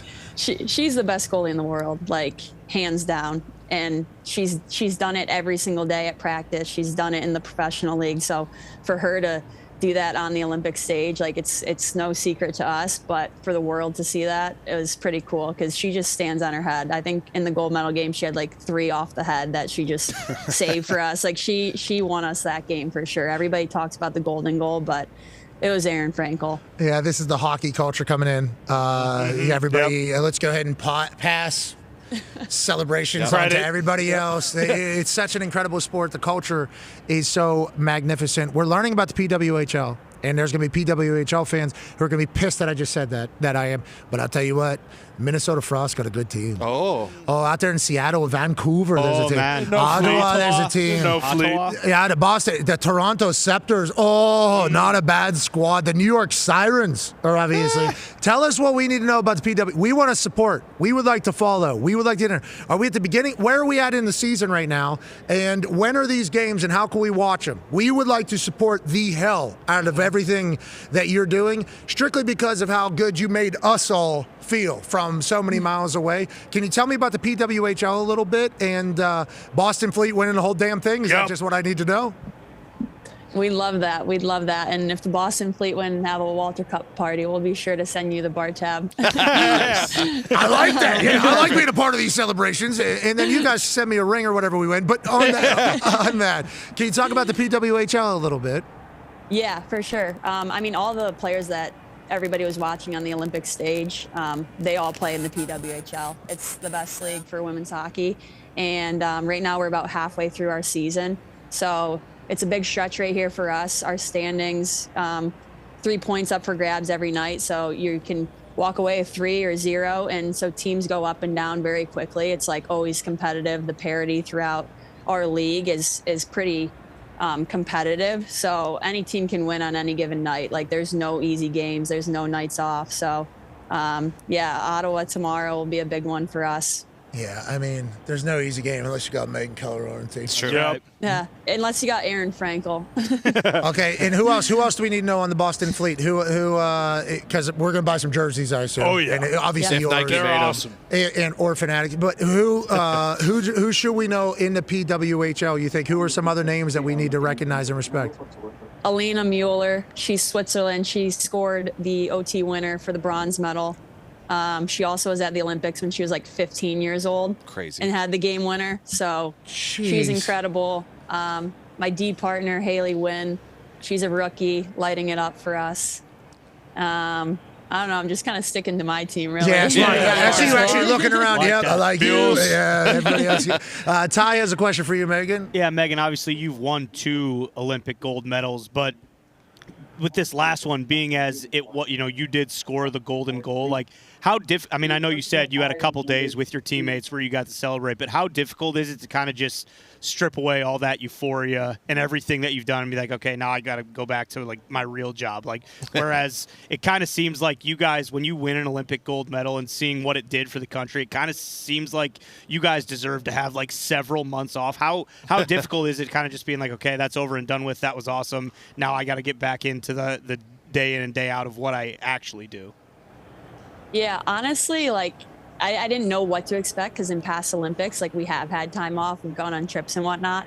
But I was so excited to get back to Boston, knowing where our team sits at right now. Like we have a pretty special group, and I think just it's an incredible time in sports and women's hockey, like to garner that viewership and all the juice that the Olympics brought into the PWHL. Like you're going to see the same players every night. Now being opponents, like we're going to go against our U.S. teammates, and it's going to be a battle. So I'm excited. It was pretty easy, honestly. The first 2 practices maybe were a little hard after the week off and the celebrations, but we're back to it. Yeah, I think the boys are still struggling. I think rightfully so. By the way, you win an Olympic gold medal. You deserve to have a little bit of a. We won't call it a hangover. Yeah, a couple runaways. A little carryover, sure. a little bit of a. It was a little bit of a runaway. A little bit of a runaway. So you guys hate the men's team? Is that what we asked him, Jack, if he hates you guys? He said he doesn't. That was weird. Yeah. You guys hate the men's team? Just so we can clarify that, and we will tell him we hate them too for you if you would like us to do that. No, we don't hate the men's team. It was true what like Jack said. Seeing him in the calf after I scored, congratulated me, and then it was pretty cool. After they won, all of us, I think, sat in the calf till like 4 a.m. until our buses were leaving, just chopping it up with our medals, hanging out. So it was pretty special, and first time ever that men's and women's for the U.S. have won gold together. Like, you can't write that up any better. We are teams of destiny. Yeah, you definitely were, and you were certainly something we will be very loud and cocky about, even though we did nothing to actually help. But I want to let you know, we're going to talk a lot of shit on your behalf, Megan. We appreciate you doing that. And also, I love the fact that there's simpatico amongst America's greatest athletes who just conquered the world. That's how it's supposed to be. Sports are the absolute greatest, Megan. And what you all did was showcase the greatness of the sporting world. Tone has a question for you, Megan. Yeah, Megan, I asked Jack about how they felt going into overtime, and he said they actually felt pretty loose. They had the rallying cry from Mike Sullivan of American swagger. How did you guys feel between the third and the overtime in the locker room before you went into the golden goal situation? Yeah, honestly, I think our group got less and less nervous as time winded down, which is crazy. Like, you're getting under 2 minutes when we put in that goal, and I think when Hill scored that one, the feeling in the locker room was like, okay, we're winning this one. Like, there's no chance we're not coming away with gold here. So it was pretty calm, to be honest. Do you guys chirp? Yeah, we chirp. We've got some good chirpers on our team. Abby Murphy, I don't know if you've seen her game, but you would like her actually as a player. She's fun to watch, and she backs it up. Okay, I like that. So we are talking shit. I like that we're doing that. Love it. I like. Okay, so we are allowed to talk shit. See, we're just trying to learn this all. You know, everybody could get mad at us for everything that we say. What I would like to happen is to openly talk shit and not offend anybody. Boston Fleet about to win this entire thing. Easy. And when's the next international tournament? World Championships they just got moved. I think they're in November now. Oh, Boom. Hey, let's go. Yeah. Okay, Megan, let's go and do Rematch. this. Thank you so much for taking time with us today. We know you're very busy. We know you're getting back into your PWHL schedule, and we can't wait to follow along. We hope you'll come join us soon, and the next time it'll be in person, we need you to do one of these charity shots that Jack just did. Done. I'll be there. And please make it public if you guys are about to go run up a tab somewhere. Okay, please do that. We would love to help and assist in good times. That's what we like. We like a lot of good times. Yep. We like earning good times. We like being a part of good times. And we like good people having great times, which is exactly what you all would be. So please keep us updated, and thank you so much for what you did for our country. Thank you. Thanks for having me, guys. Can we say that gold medal one more time? Oh. Okay, go beat the hell out of Ottawa tomorrow night. Good luck the rest of the way. Please tell everybody we said congratulations. Thank you for joining us. I will. Thanks, guys. Ladies and gentlemen, Bye. Megan Keller. Megan. Thought they hated each other. I'm so confused. I was told that. I saw like articles. Because I was ready to kill the men's team right there. Yeah. What's so funny, AJ? For honor. You don't want to do that? For honor. I dabbled, but I didn't get too caught up in the whole back and forth in the political situation that got thrown into this. Because you whole were thing. on a cruise I ship. tried to bathe in the gold. You know, so what I've learned in the American-Canada disagreements, I somehow find my way into the middle. And the buying of the tab felt like just this is an obvious move. Oh, Like, yeah. This is what should happen. Thought somebody else was going to do it. That obviously turns into me being a sexist, racist, everything like that, which is so absurd. Who really don't cool. even- It's really cool that happens by a small amount of people that we cannot let. They're having a bit of a melter. Yeah, a lot. Basically, every day of their life, seemingly looking for melters to A bit have. of a melter, yeah. But we would like to let them know that you will never outweigh the happiness and the unity that sports bring. So you can all eat shit. Yeah, Okay, and it's that is it's still coming today. There's going to be Which is fine. Don't believe what you heard. Okay, Yeah. make no mistake. The men and women of Team USA, they hate each other. Okay, I don't care what. No, but was they just today. said it. They- I don't care. They hate each other. They fucking hate each other. Jack and Megan, they're political pawns. Okay? Don't believe a word they say. Well, how about this though? I like the fact that we're learning about the women's hockey team as the Olympics happen. Sure. You know, and also we'll follow them after how this went. This PWHL, we've seen highlights, we learned about it. Women's hockey is very. They got it. It is a incredible sport. How about them saying we hate Canada too? Yeah. Yeah. And the men are it's very intense right now. Not a tummy sticks happening. Yeah. It's an actual. It's great. I think it's There's great real for the heat. sport. It's great for moving forward that there is some real heat between them. Yeah, I agree. And Sidney Crosby gets hurt in the Olympics, and he's out for 4 weeks. Those scumbags. Sidney Crosby, obviously a GOAT. He'll probably heal quick. That guy looks really cool right there. I don't know who he is, but he's wearing a jacket. He is cool. But when Sidney Crosby gets hurt, okay, I immediately look in the mirror, and I say, hey, you, me. One of the loudest people about these NHL owners being dipshits whenever they banned the NHL players from the Olympics. Now, granted, I do think if you see what happened with the Olympic hockey and people getting interested in hockey and everything, my point was pretty solid at the time when I was very loud and we were clipping it and sending it to the NHL saying, hey, this is the most short-sighted decision you have ever made. There's a lot of people that we know in the sports world who don't watch hockey because they didn't come from a hockey town. And whenever the Olympics are on, they watch. TJ Oshie doing this thing. They know these. They remember these moments. The NHL banned their players from going to the Olympics. I thought it was very stupid. And they're like, well, we're paying them millions and millions of dollars, and then they go over there. If they were to get hurt, what does that mean for our team? So as I watched Sidney Crosby get bent like an Auntie Anne's pretzel, on the ice, as a Pittsburgh Penguins fan, I immediately go, why is he even playing in this? Which is certainly what the ownership was also thinking. I think a lot of people were. But overall, these international games that don't have any money on the line, the sense of pride that comes from it is a necessity for society, I think. And hockey does it. I think basketball does it as well. Whenever we talk about these Olympics, there's some team sports that happen that bring us all together, and hockey is certainly one of them.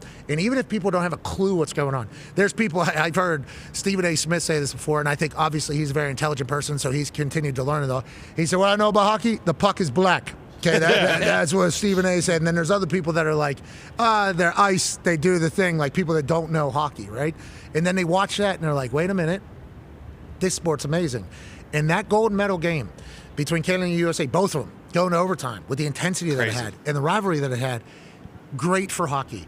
And we would like to continue to pound the drum like we have because I'm from Pittsburgh. Hockey. Dahn. Hockey is awesome. And this is a good thing. Everything that's about to happen, I think, for the PWHL, which we certainly did not know enough about, and then the NHL, I think, on the following of this, I think we got really good things happening for the sport. I think international play really matters and showcases that type of shit, and we can't be losing Sidney Crosby. No, That's kind of how I feel. Anyone else would have been fine. Yeah, I'd be okay with literally anybody else. Yeah, just Sid. We can't. As soon as it happens to Sid, I just think to myself, why is this guy in? Oh, because and then you think hockey's in a great spot right now, and it's only going to continue to do that. Thank you to Megan for joining us once again. Offered. Yep. And she just like, I can't miss morning skate. skate. Yeah. I love the That's answer. hockey. I love the answer. It's the definition of hockey. It's like that's why the Olympics are so cool, because if you're not someone who follows hockey, once you start watching it and learning everything about it, like Jack Hughes losing 2 teeth on the ground and then picking them up and then continuing to play. You know, Abby Murphy, like Megan just mentioned, like talking shit to Canada. They're being real heat in sports. Like we always talk about in NFL, you almost don't want the jersey swap. You want that Seahawks beef. Yeah, you want the Seahawks all in on themselves. You kind of want that beef between screw everybody else, it's just us bunker mentality. And hockey has that in every single team in the NHL. And then when it gets to country, it's just amplified even more just because of those rivalries. Yeah, and I shout out to all of them.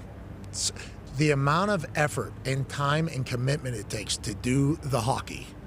From 5 years old on. At 4 a.m. in the morning. It's an early morning sport. Yeah, 4 a.m. in the morning. Parents, he talked about his parents, and they're driving this. I mean, Phil's in the middle of this with his kids. He's got to playing hockey. It's like ice time comes at a certain time. The amount of work you have to be in good enough shape to be able to play hockey, because that is just like literally sprinting the entire time. It's such a cool sport, such a great sport, and obviously, whenever we're the best in the world at it, it's better. Yeah. Okay, just like everything else. Yeah. Now, yeah, let's move on. I didn't want to say, like, if you guys see me getting murdered out there, which is going to happen because Jack was here and Megan wasn't, if you guys could please just maybe respond to this and say that because as soon as Megan tells us I can't because I got to do morning skate, didn't want to put it into her life, okay? Didn't want to put it into her life because it's not her fault at all. She's doing the right thing. Just being like, hey, man, I'm going to die here, you know? I'll set up a bot. I'll set up a bot that responds to everybody. You're going to need a few of them, I think. You're going to need a few of them. There's going to be a lot of people coming after us for this. And I would like to let Megan Keller know. I can't wait until they tell us where they're headed. We should just take the Jimmy's approach and just say, fuck off. So that was one of my trending I looked on my phone while I was going to the bathroom. They've done it twice now this past week. I think they've done a lot more than twice. No, I agree. But I think they've been letting a lot. And shout out to Jimmy's, by the way. The best. I mean, they did ruin a lot during they had COVID, the cicada parade, too. And they're from that shit city, but... Yeah, and if you were to learn their story, which I think the United States Business Bureau is like looking into their story. Dad starts a restaurant as an immigrant, comes over, passes away while 2 boys are in high school, and then they're tasked with carrying on the business as high schoolers.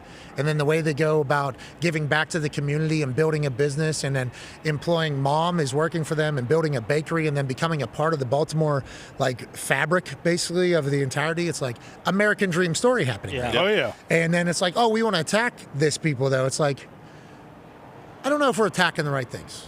Okay, I don't know if we're attacking the right things, but I would like to let everybody know the Jimmy's boys are built for it. Hell yeah. Yes, they are. And John, Minidonkus. That's not his name. It's Minidakis. That's not his name either. Minidakis Papalopoulos. I don't like how Greekish you guys are. I don't like how Greekish. Oh, don't you, bippity boppity? Hey, I'm 0.01% Italian. Jimmy's, keep that Twitter finger rolling, bro. Monkadonkulus. Just let it. What is the real one? Minidakis. I'm sick of everything you guys are doing right now. Ladies and gentlemen, joining Andy's us. his son. Milanakis? They do have the greatest crab cakes on Isn't he earth. like 60 years old? No. Bee on my head can't call me a Milanakis? beehead. Yeah. Yes. I think he's been. I don't know. I think he's the next bachelor. He wasn't a kid. Sorry, he was brother. like 40 when he Wasn't was he a young. rapper? He was a rapper. Yeah, he was. yeah. Chris. Bees on my head, but don't call me a beehead. Yeah, it was one of the best bars you've ever heard. We just looked it up, which, by the way, it makes sense because this might be the case, but don't do it. He's 50. Congrats to him living out. Hey, Andy, I don't think any of us. Shout out. Still doing it. I assume Andy Milanakis still has his fastball. Oh, yeah, still bringing it. He does not own Jimmy's Seafood in Baltimore. No. Okay. What Jimmy's Seafood in Baltimore owns, famous, is the greatest crab cake on earth. Ain't They that ship true? nationwide, and it arrives like it was just there somehow with modern Delightful. technology. And their bakery's outrageous. They got good steak. But they still stink. Shrimp. I bought 100 shots there walking into it the first time. Met John and me. He walks over, what? I'm like, yeah. Let's go ahead and do this, brother. He's like, You got it. let's go. Like, let's go have a good time. And ever since then, I have drawn inspiration from them, sitting in the pocket and building something that's impossible. I like that a lot of people are learning about them right now, strictly because they are being exactly who they've been this entire time. This is the greatest country on earth. let us tell you our American dream story.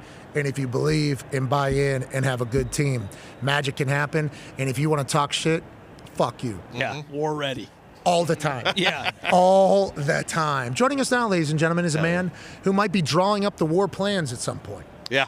This guy's a wizard. Yep. This guy's a super genius. This guy's Super Bowl champion, obviously, but now defensive coordinator for the Ohio State Buckeyes. Ladies and gentlemen, Matt Patricia. Matty! Come on. Oh, we should do it. I like that. I like the Travis Scott. What's up, I went the Coach? wrong How way. you doing? How you doing, Coach? It's an honor. I mean, hey, Sweet. I don't want to judge. I don't want to judge him, but he did go the wrong way. But he did dab above everybody. Hey, what's up, Coach? Good to see you. Good to see you, Coach. Thank you for joining us, man. Yeah, thanks for having me on. You guys are so good to me. I appreciate it. Let me come on and. We're big fans of yours. Well, you guys are the best. So you have been good to us. Thank you. You've been very good to us. Well, and we're big fans of yours. Well, I appreciate You're a big that. football guy. Obviously, I knew about you for a long time because your relationship with Adam Vinatieri way back Yes. in the day. And Congratulations to Adam Vinatieri, man. I mean, Yeah, I'm so excited. awesome. Actually, yeah, congratulations to Adam Vinatieri. He just killed sent me a picture of this thing. An oscillated turkey down there. Yeah, Mexico, right? It was unbelievable. Yeah, exactly. Yeah, he's amazing. With a bow, right? What kind of turkey? Oscillated turkey. It looks like a peacock a little bit. I don't know. Oh, so it's not like a gobble turkey? I think it does gobble, but boy, that thing got a little bit of shine that all turkeys don't got. Peacock. Yeah, it was. Is that what they eat for Thanksgiving down there? Well, good question. And he was down there when I think a lot of things. Yeah. I was like, did you think about picking? Oh, yeah. Yeah. Well, and he would, by the way. front lines. Yeah, that'll be. You know what? I mean, he'd be a tough one to mess with because he's gonna, he shot a few things, so he'd be all right. And he would. I think he would rather die than lose. And he does like to hunt the most dangerous game. That is. He's like. Yeah, I guess this would be a good question for you. All those years in New England, do you think the separator was that everybody on that team, and maybe it was Bill's ability and maybe it was the team's ability, just so incredibly competitive at everything buy in at everything? Like Vinatieri is the type of guy, and if he was playing checkers or chess against you and you were about to win, accidentally flip table. Yeah. Were you going to win? Maybe. We didn't finish the game. Like that type of competitive edge. All the time. So, and I used to, my first year in New England, I ran the special teams cards. Brad Sue was our special teams coordinator, and that's how Adam and I got really close because you'd be standing in the kickoff special teams look. They're trying to get the return set up, and Adam's like, all right, I'm going to boot this one here. And, he's just trying to scheme up to beat, the kickoff return unit. And then all of a sudden, Rodney Harrison walks in and he, taps some young guy. He goes, get out. And then so now he's in the huddle, and I'm like, ooh, this is about to get live right now. We're rolling. So I'm holding up the card, and he's talking to Adam, and Adam, he's probably supposed to kick it deep left. He goes deep right. Rodney goes right through everybody, blows up the whole thing. He's yelling at the return team. This is you better get a new return. I'm like, this is Throw it unbelievable. out. So let's talk about that. I think that culture, obviously, up in New England, the Patriot way, you're a massive piece of that. You have a lot of success. You got trophies. You got rings because of it. And one of the greatest defensive calls in the history of the sport. Thank you. You take that and you join Ohio State here. Obviously, there's other stops in the road, but you're now at Ohio State. Yeah. Did you feel like there was a professionalism, I guess, to that Ohio State defense? Because we saw what just happened yesterday, and it's outrageous. Yeah. Backerhood. Yeah, Backerhood. Those guys got they're on a different planet. Yeah. But they're openly talking about how you have assisted them through this entire combine process. Now, granted, I don't know if you're teaching them how to run. You can definitely, you can tell the athleticism that I have. So obviously, I did all those drills. But can you tell me a little bit about if New England and Ohio State compare to each other, or what messages you're delivering to the boys to get them ready for an NFL situation? How has that kind of been good for you or bad for you, maybe, as you're taking this? No, it's really been great. Certainly, you got to start with Coach Day and the culture and kind of the guys and the people that he has in the building. And certainly on the defensive side, you felt it right away when you walk in the meeting room, and certainly the linebackers, but Caleb Downs and just so many great guys, kids that you're coaching. So you feel that competitiveness and you feel that culture of just competing every single day.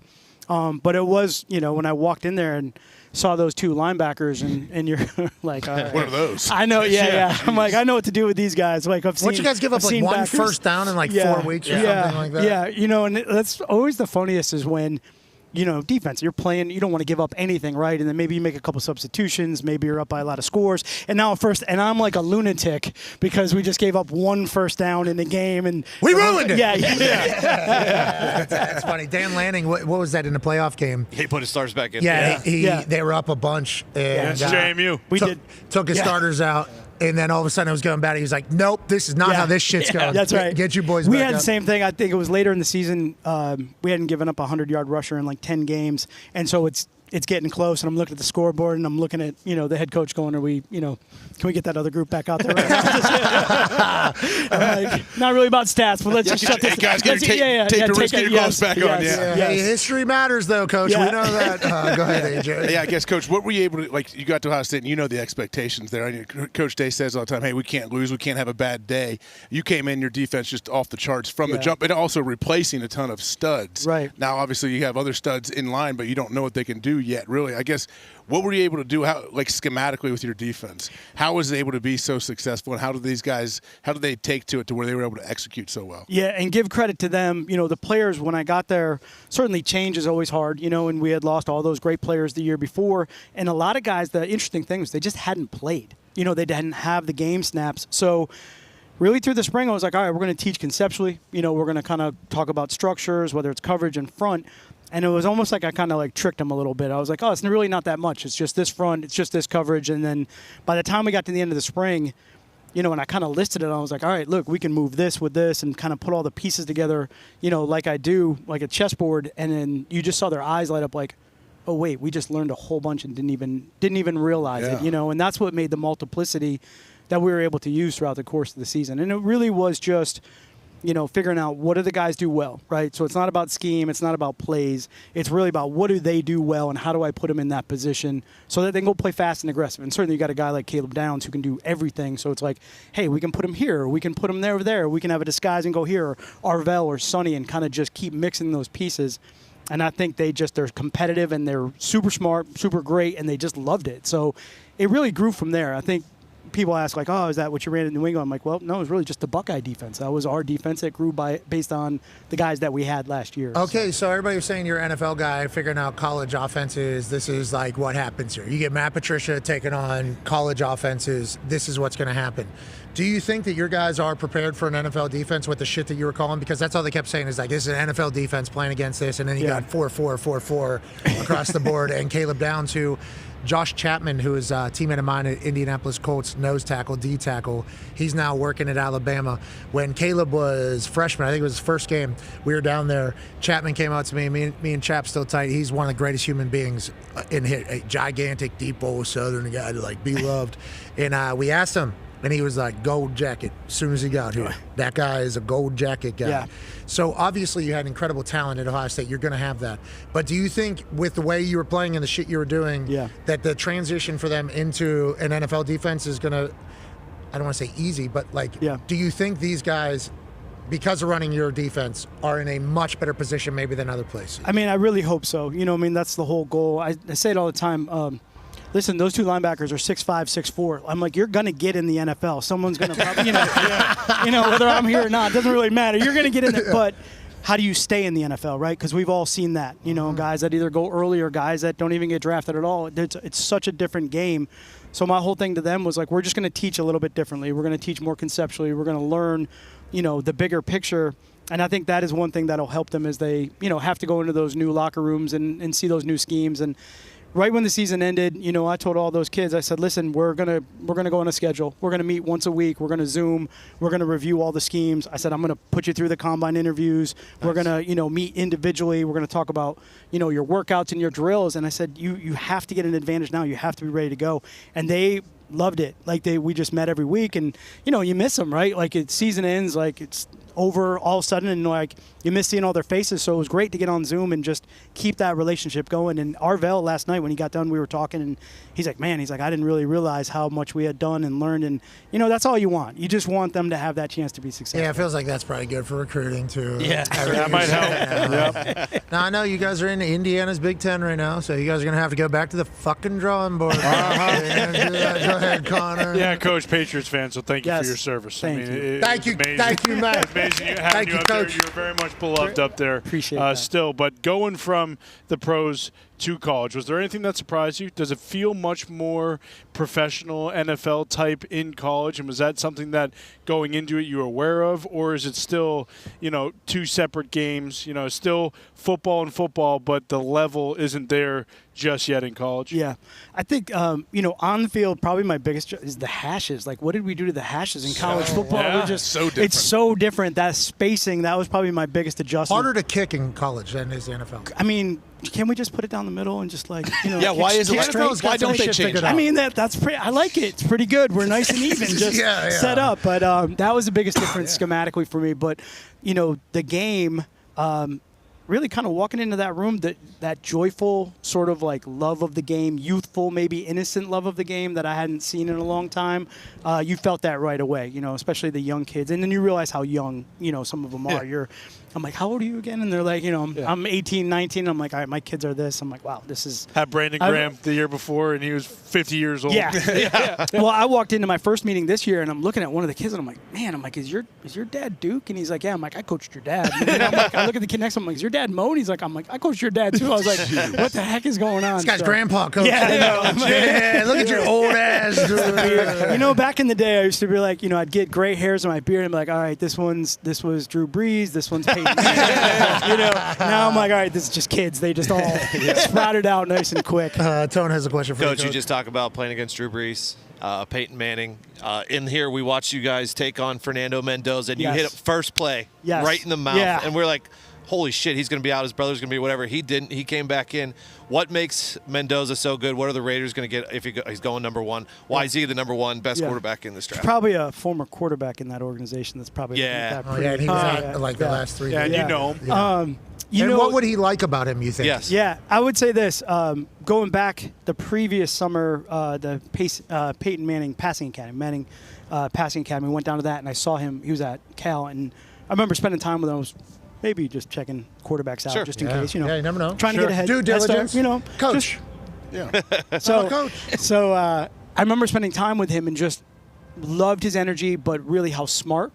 And, I'm always looking at how big guys are, and I was like, he's tall, he's, can stand in the pocket, because a lot of the guys are just, you can't see over the offensive lineman, But one of the things you notice right away was just how tough he is, like in the pocket, taking those hits over and over. So we definitely wanted to hit him early as hard as we could. And Caden Curry, who worked out Indianapolis yesterday, kid, yeah. Man, unbelievable kid, smart. He's just a ball player, right? So he goes right off the edge. We kind of had an idea what maybe was coming, and I was like, wow, like that was. I don't think he's. And then he gets up, and you're like, uh-oh. That was our best shot right there. Yeah. It's like those Terminator movies. You're like, you're good, you're not good. You're not okay anymore. So I think his pocket presence, the way that he moves in the pocket, I think that maybe the Raiders would like that, and the way that he can see downfield. He keeps his eyes downfield. Okay, so everybody talks about the RPO. He was number one in third down, number one in fourth down, number one in red zone. Yes. He can make the throws. Did you watch the film of the game in the Big Ten afterwards? Yeah. And was there some things that he did that you were like, I did not expect him to be able to do this against us? Because he was doing shit against your defense that we had not seen, really. I mean, old buddy deep shot down the right side. Charlie Becker. Charlie Becker, that was abnormal against you guys. Yeah, we. But Becker had been coming on, big catch radius guy. So we certainly knew. I mean, we did give up like 13 points. So it's like, but that game was defensively. I think they were averaging awesome. 45 or something. But you guys were kind of ass in that Big Ten championship game. I'm just waiting for it. But I'd say this: right watching him live and the arm velocity and the ball coming out of the pocket was maybe something you can't pick up on tape. But you knew the accuracy, you knew his vision, but the ball speed and him able to really get that in those tight windows and those shots that he made at the end. And every ball is I think his hands must be gigantic because every ball is it's a tight. I think it might also be this building a little. I have history in buildings, right? And so there might have been another ball on the sideline, same idea, end of a game against the Giants, where I'm like, you lose a game. So yeah, first down. Yeah, first down. Indiana's Big Ten that was champs. it. Yeah. Football, not in basketball. Yeah, it was crazy. We're down there hammered drunk. Yep. Now, I love you guys. I want to let you know, I love you guys. I know. But boy, the state of Indiana. Yeah, look at his ass. Hard not to buy in. It was crazy over here in Indiana, dude. It was a crazy thing that was happening, and it was a freight train. Can you tell me a little bit about Cignetti? Your thoughts on kind of him as a person that's been around a lot of the great coaches who operate in different fashions. What did you kind of learn about Sig, and have you really looked into who he is as a person or as a coach at all? Well, I think just from afar, I don't know him personally, but just admiring how he handled his team, and he certainly breeds confidence into those guys. And a lot of times, as we know in the game of football, and especially with young players, if they can just get that little bit of confidence, you see that light go on, and then they believe, and they get that belief, and then they're rolling. And you felt that. You felt that in that team. They were tough enough, mentally tough enough. They had a game earlier in the year. I think it was Penn State, right? And went down and were able to drive, kind of do all that stuff. So you knew it was going to be that 60-minute type of game. Tell me about seeing him in practice, what he's like. He throws a good ball. Yeah, he does. He's a great kid, and probably early on by the time we hit training camp, I was like, okay, we're spinning the wheel and see what he's got. So it was trying to win camp a little bit, but he's so compaced.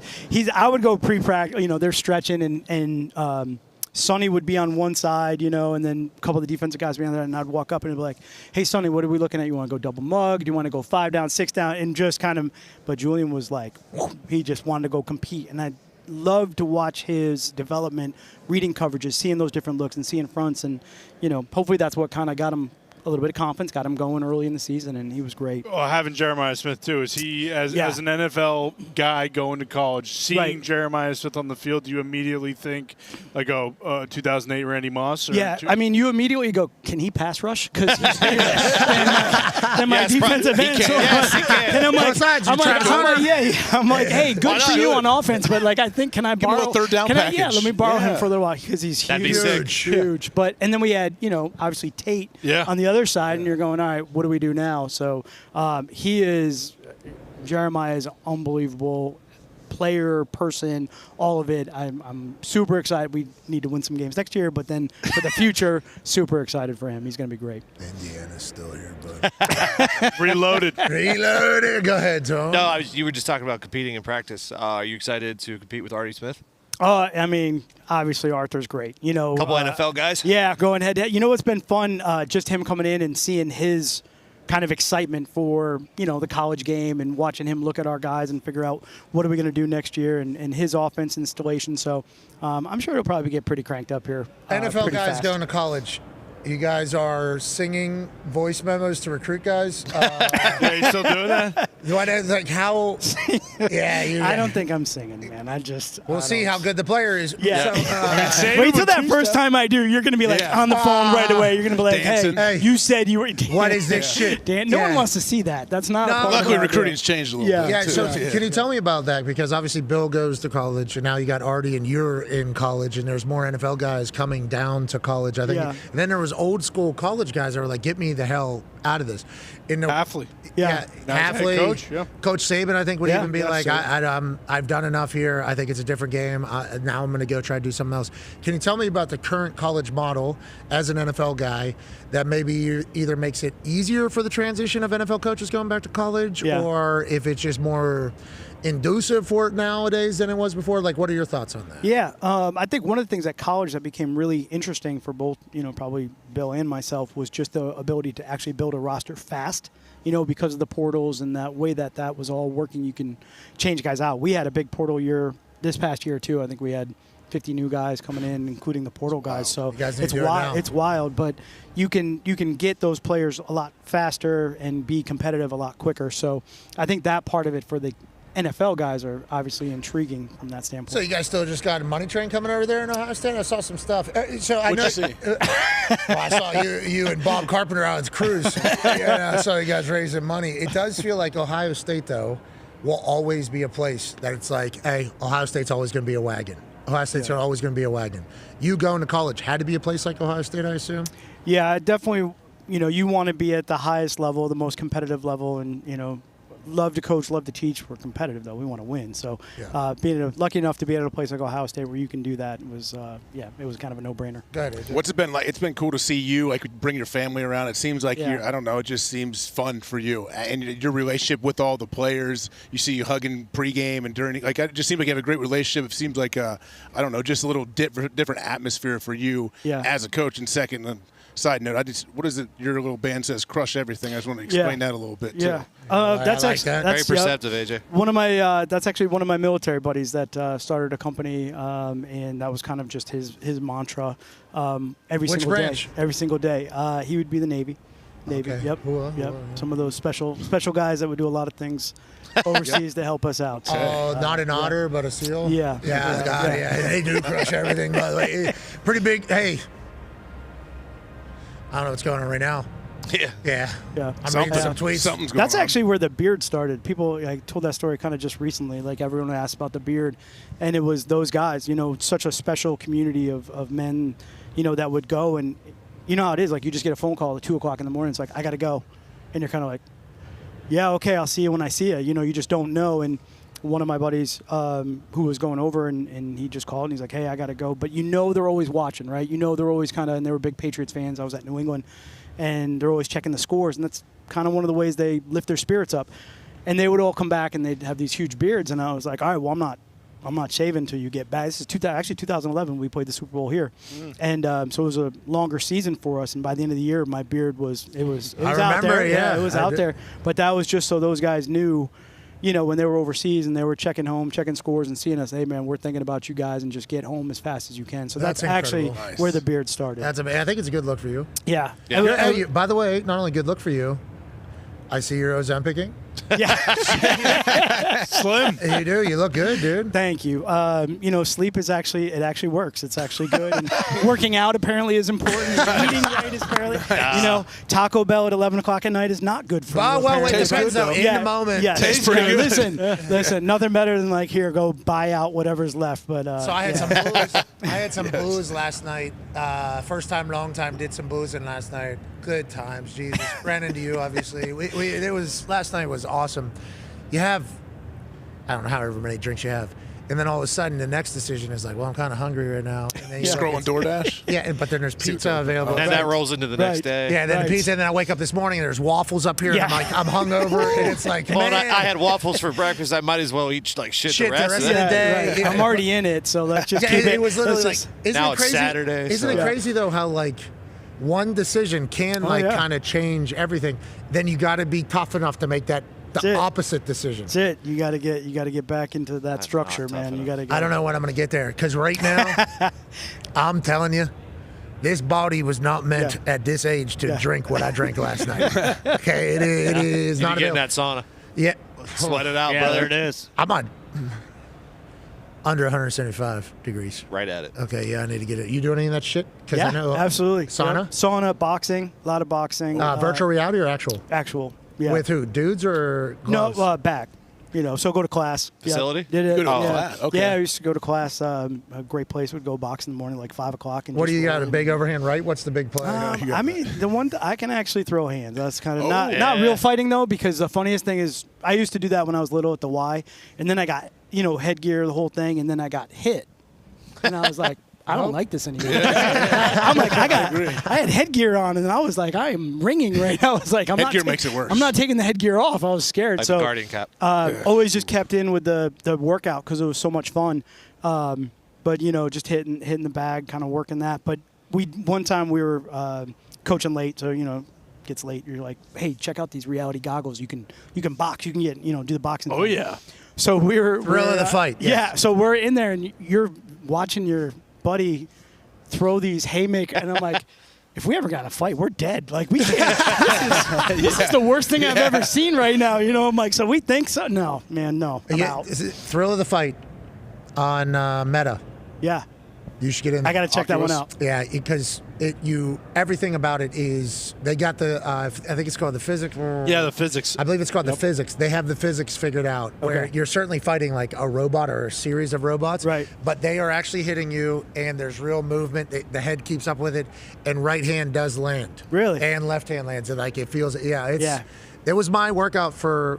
anytime I had a wrestling match, I would be in virtual reality. Chuck Pagano almost died. Yeah, we almost killed Coach Pagano. Chuck Pagano almost died. Hasn't he been through enough? Can we just keep him? We didn't think about that was on us. We wanted to try. We got to take care of him. Come on. That was our fault. He get 3 5-minute rounds, like, and he wouldn't quit. Fucking It was wild. 5-minute rounds? Yeah, he He on air, picked it. live on air. He picked it. He doesn't quit. We do, like right now, we'll in the facility, even Ohio State, CJ and I will go in, we'll do You like got the video. a Hold minute, on. we'll do like a minute rounds. I'm like, Oh, he's done. dead tired. Yeah, Dead. Chuck was. There's Chuck. He's You fighting. can see him in the bottom right. That's Ugly Joe right there. That's Ugly Joe. That's the first fighter you take on, and I'll tell you what. Ugly Joe, Kid Joe. Yeah. He's got a real chin. This guy's. Just go down. Yeah, Chuck actually looks good. He's got some. Oh, that was no, not that. He's Italian. Chuck's Italian. You got to Yeah, remember. I got you. So he's been in there before. Ugly Joe did almost kill him at the Thunderdome. And you're right. Leukemia didn't get him. He had a couple broken backs.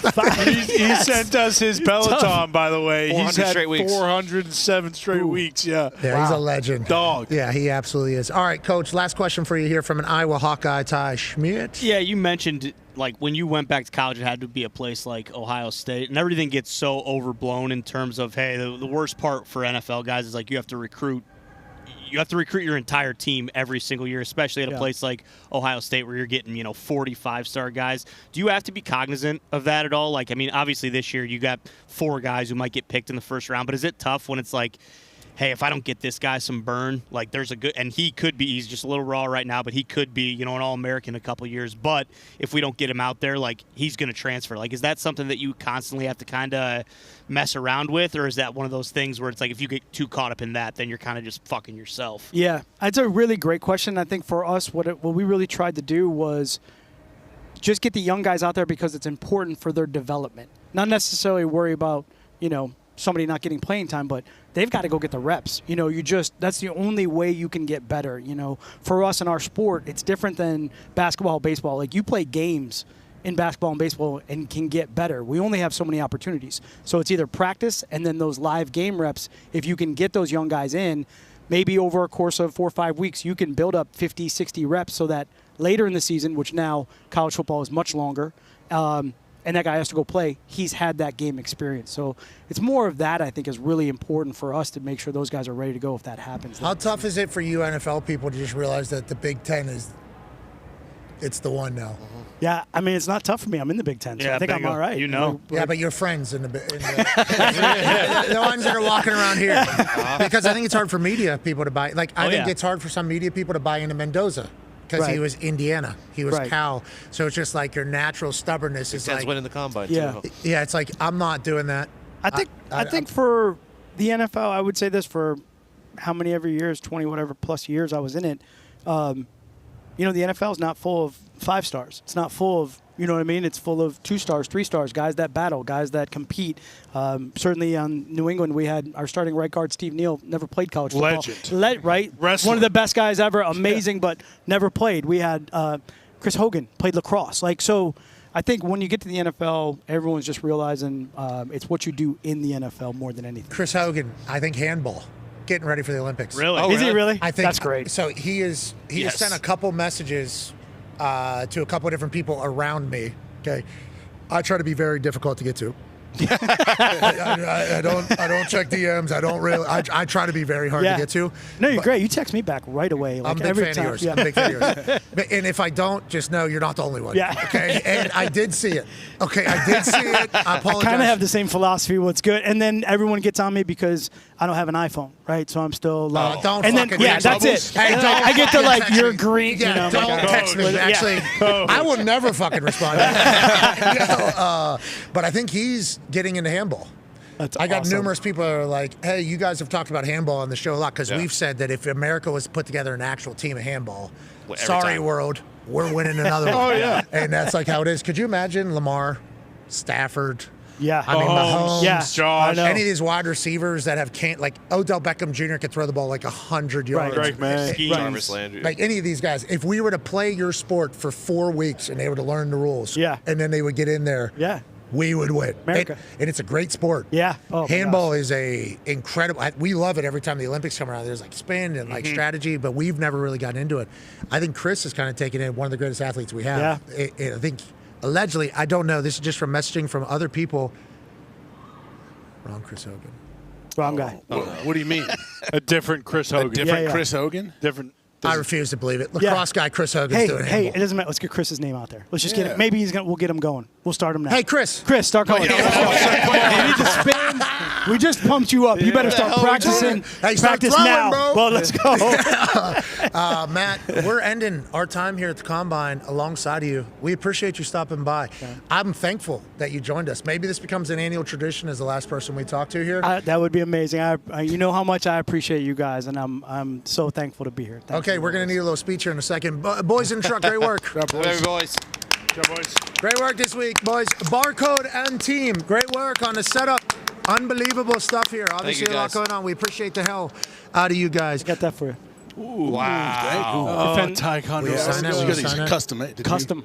Will you sign that? You got the internet? Custom. You know what? I mean, I love Ticonderoga number 2s, but why couldn't it have been like Rolexes? Like I get pencils. It could be now. All the time. I really should have gone Rolexes. That's awesome. Yeah. But defend the shoe. There you go. I don't know how You're you rolling. need to start calling plays maybe with a Rolex. Just with flashing. the Maybe hand Shador. signals. Maybe start doing the We Shador. could, yeah. Yeah. We could do this. We could come up with a bunch of hand signals for defensive calls, and like it's a new rule. You guys still signal stuff in with the, I got my Boston Scally caps going That's with a good Ohio question. State. Do you guys still signal stuff in with the green dots still? Like, Yeah, you know that's probably a big adjustment in college. Why are you because still they're so doing used to- signals? I have the same Secondary? question. I have the same question because I'm holding this. right. I'm like, what? We got a speaker. Well, maybe they're not. Maybe it's nothing. Okay. Look over here. Maybe it's nothing. Yeah, good to go. Don't Good to look know. here. Look there. That was probably a big change. Hey, Signetti was listening. You just gave it away. We're not falling for shit. I mean, of course he was listening. Before we get out of here, and before we get, I believe Sodexo wants to bring us. I This love has this become part. a new thing. Some meat. This has become a new thing.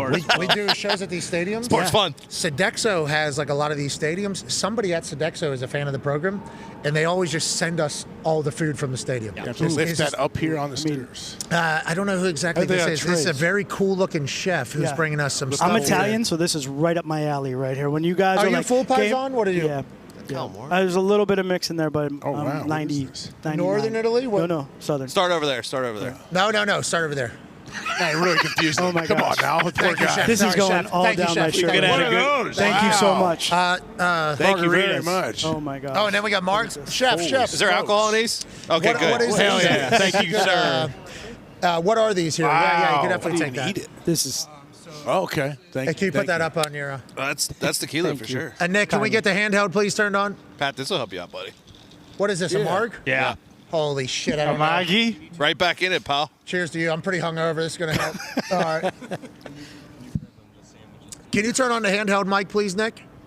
Okay, go ahead, sir. Can you? So, what is this sandwich here? And are you serving here? I don't think I fully understand the setup here at the Combine. Yeah, we are doing full suite service for all the teams.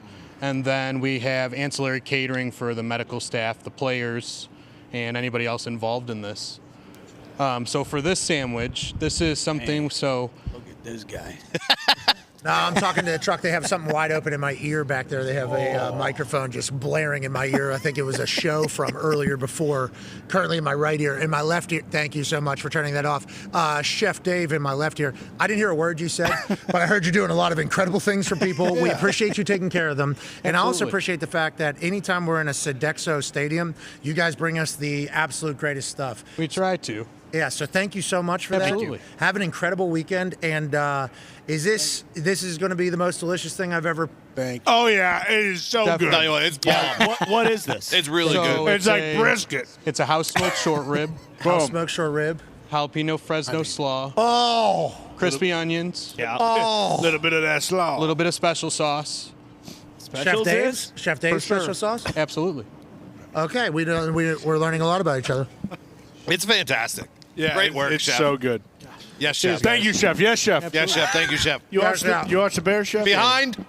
Thank you so much, Chef. Thank Yes, you, Chef. Sodexo. Thank Cheers, you for guys. everything. We appreciate the hell out of you, brother. We'll see you Thank you for soon. you guys Thank you very so much. much for everything. Sodexo is very good. Coach, Yeah, how do you feel about it? delicious. Pretty good? How do you this like is that? legit. This is good. That's good. See, but this is what we're talking about here. Yeah. Fucking I need more of this. Bad decision. Coach, if you were to draft a Ohio State player first, which one would it be? Oh, yeah. All Which of them. player do you like the most? See, this is the good part because everyone asked me that question. I said, fellas, that's why I'm not into Yeah, it. I knew Now you were gonna- I knew you were I can gonna take duck as it. many as I want, so we're just going to get them all. All right, so that's unbelievable. I don't know how to eat it. Oh, I know. Serious question, though. How do you feel about teams moving Arvell to strictly on the ball, edge? You know, obviously whatever scheme they're running, but I think the good thing that he was able to show, and a lot of those our guys this year is being able to play in those multiple positions. Mm-hmm. He can play on the edge. Watch some of his edge setting stuff with the tight ends, and It's a I mean, joke he's how good it is. it's we're bobbleheading. Such you know, a that's where we're- yeah. talking about setting the edge, like Yeah. outside arm free. I try to teach little third and fourth graders that, but unfortunately they're not exactly Arvell. Yeah, I try to teach my kids that too, and they don't. It's not. The Yeah, same. like It come on, doesn't- guys, just watch it. Just do what I'm he's like, doing. yeah, Do what this guy's doing. What's so hard about this? Yeah, Like, exactly. yeah, because I'm your dad. That's Yeah. why, and you're not going to be able to do that. Tom, great work this week, buddy. You too, brother. Thank you. How about you, Don? Ty, great to see you. We love you, man. Great to see Oh, you. boy, Don, Enjoy be back. the sandwich. It is delicious if you're able to get to it. Boston Connor, great to see you, buddy. Good to see you, man. AJ, thank you for traveling over. Great Good to be luck to here. your boy. Thank you. Good luck to Hendricks. Oh no, he's gone. No, he's watching their guys in the field. He's losing. He's losing his mind if he can see Caleb Downs. It work feels out. like, hey, he's got a size 11 shoe. He's 13. He's obviously son of AJ Hawk. Yep. GM If you would talking just like to to offer him a scholarship Might now. as well No, offer no, him. his Yeah. head needs to get hard. I still knock on his forehead, and that's not hard enough. He's not joking. His nose doesn't have a bump on it yet either. Okay. Need that. He's playing flag He's a football great kid. right I now. love him. Love him to death. I don't know, but I'm He's just got saying no chance. his head just needs to get harder. Matt, thank you so much for joining us. you. All right, Thank be you. a friend. Have an incredible weekend. We'll see you on Monday. We'll be in Arizona with Team USA Baseball for their first training as Oh, the yeah. World Baseball Classic throws its first pitch next Friday for the United States of America. We are loaded. Team USA is loaded. All the boys of USA Baseball are playing. In this World Baseball Classic, from our experience of covering sports on a daily basis, this will become a huge thing. Just like what we saw, especially coming fresh out of the Olympics. Yeah. Japan has Uh-huh. all their, Dominican Good has luck. all of their players playing. Gonna need it. And it's the first time in a long time, from my understanding, that America has everybody. We're talking Judge, Bryce, Paul Skeens, Tarek Skubal, play- Bobby Witt Jr. Yeah, everybody, I think, is playing for America, Yes. and we're going to get a chance to see them all. And there's a chance maybe even I take Kershaw fucking 500 feet. What? Okay. There's a chance. I mean, there's a chance for anything. And there's a chance Kershaw takes takes me 600 feet. Yeah. So I think we're going to be out there on Monday. We can't thank you enough for allowing us to do this for a living. Be a friend, tell a friend something nice that might change your life. We're in this thing together. Coach Patricia has last thought for us here as we head into the greatest weekend of all time. Yeah, just I always go back to with our guys and our team, gratitude. Let's just be grateful and appreciative for everything that we got, and I'm so thankful for you guys having me on. We appreciate the hell out of you. Oh, yeah. Team, have a great weekend, dude. Thank you. And good luck through spring ball and everything like that. Sick Natty's coming. Have a great weekend, everybody. We appreciate you all so much. Team on me, team on three. 1, 2, 3, team. Goodbye.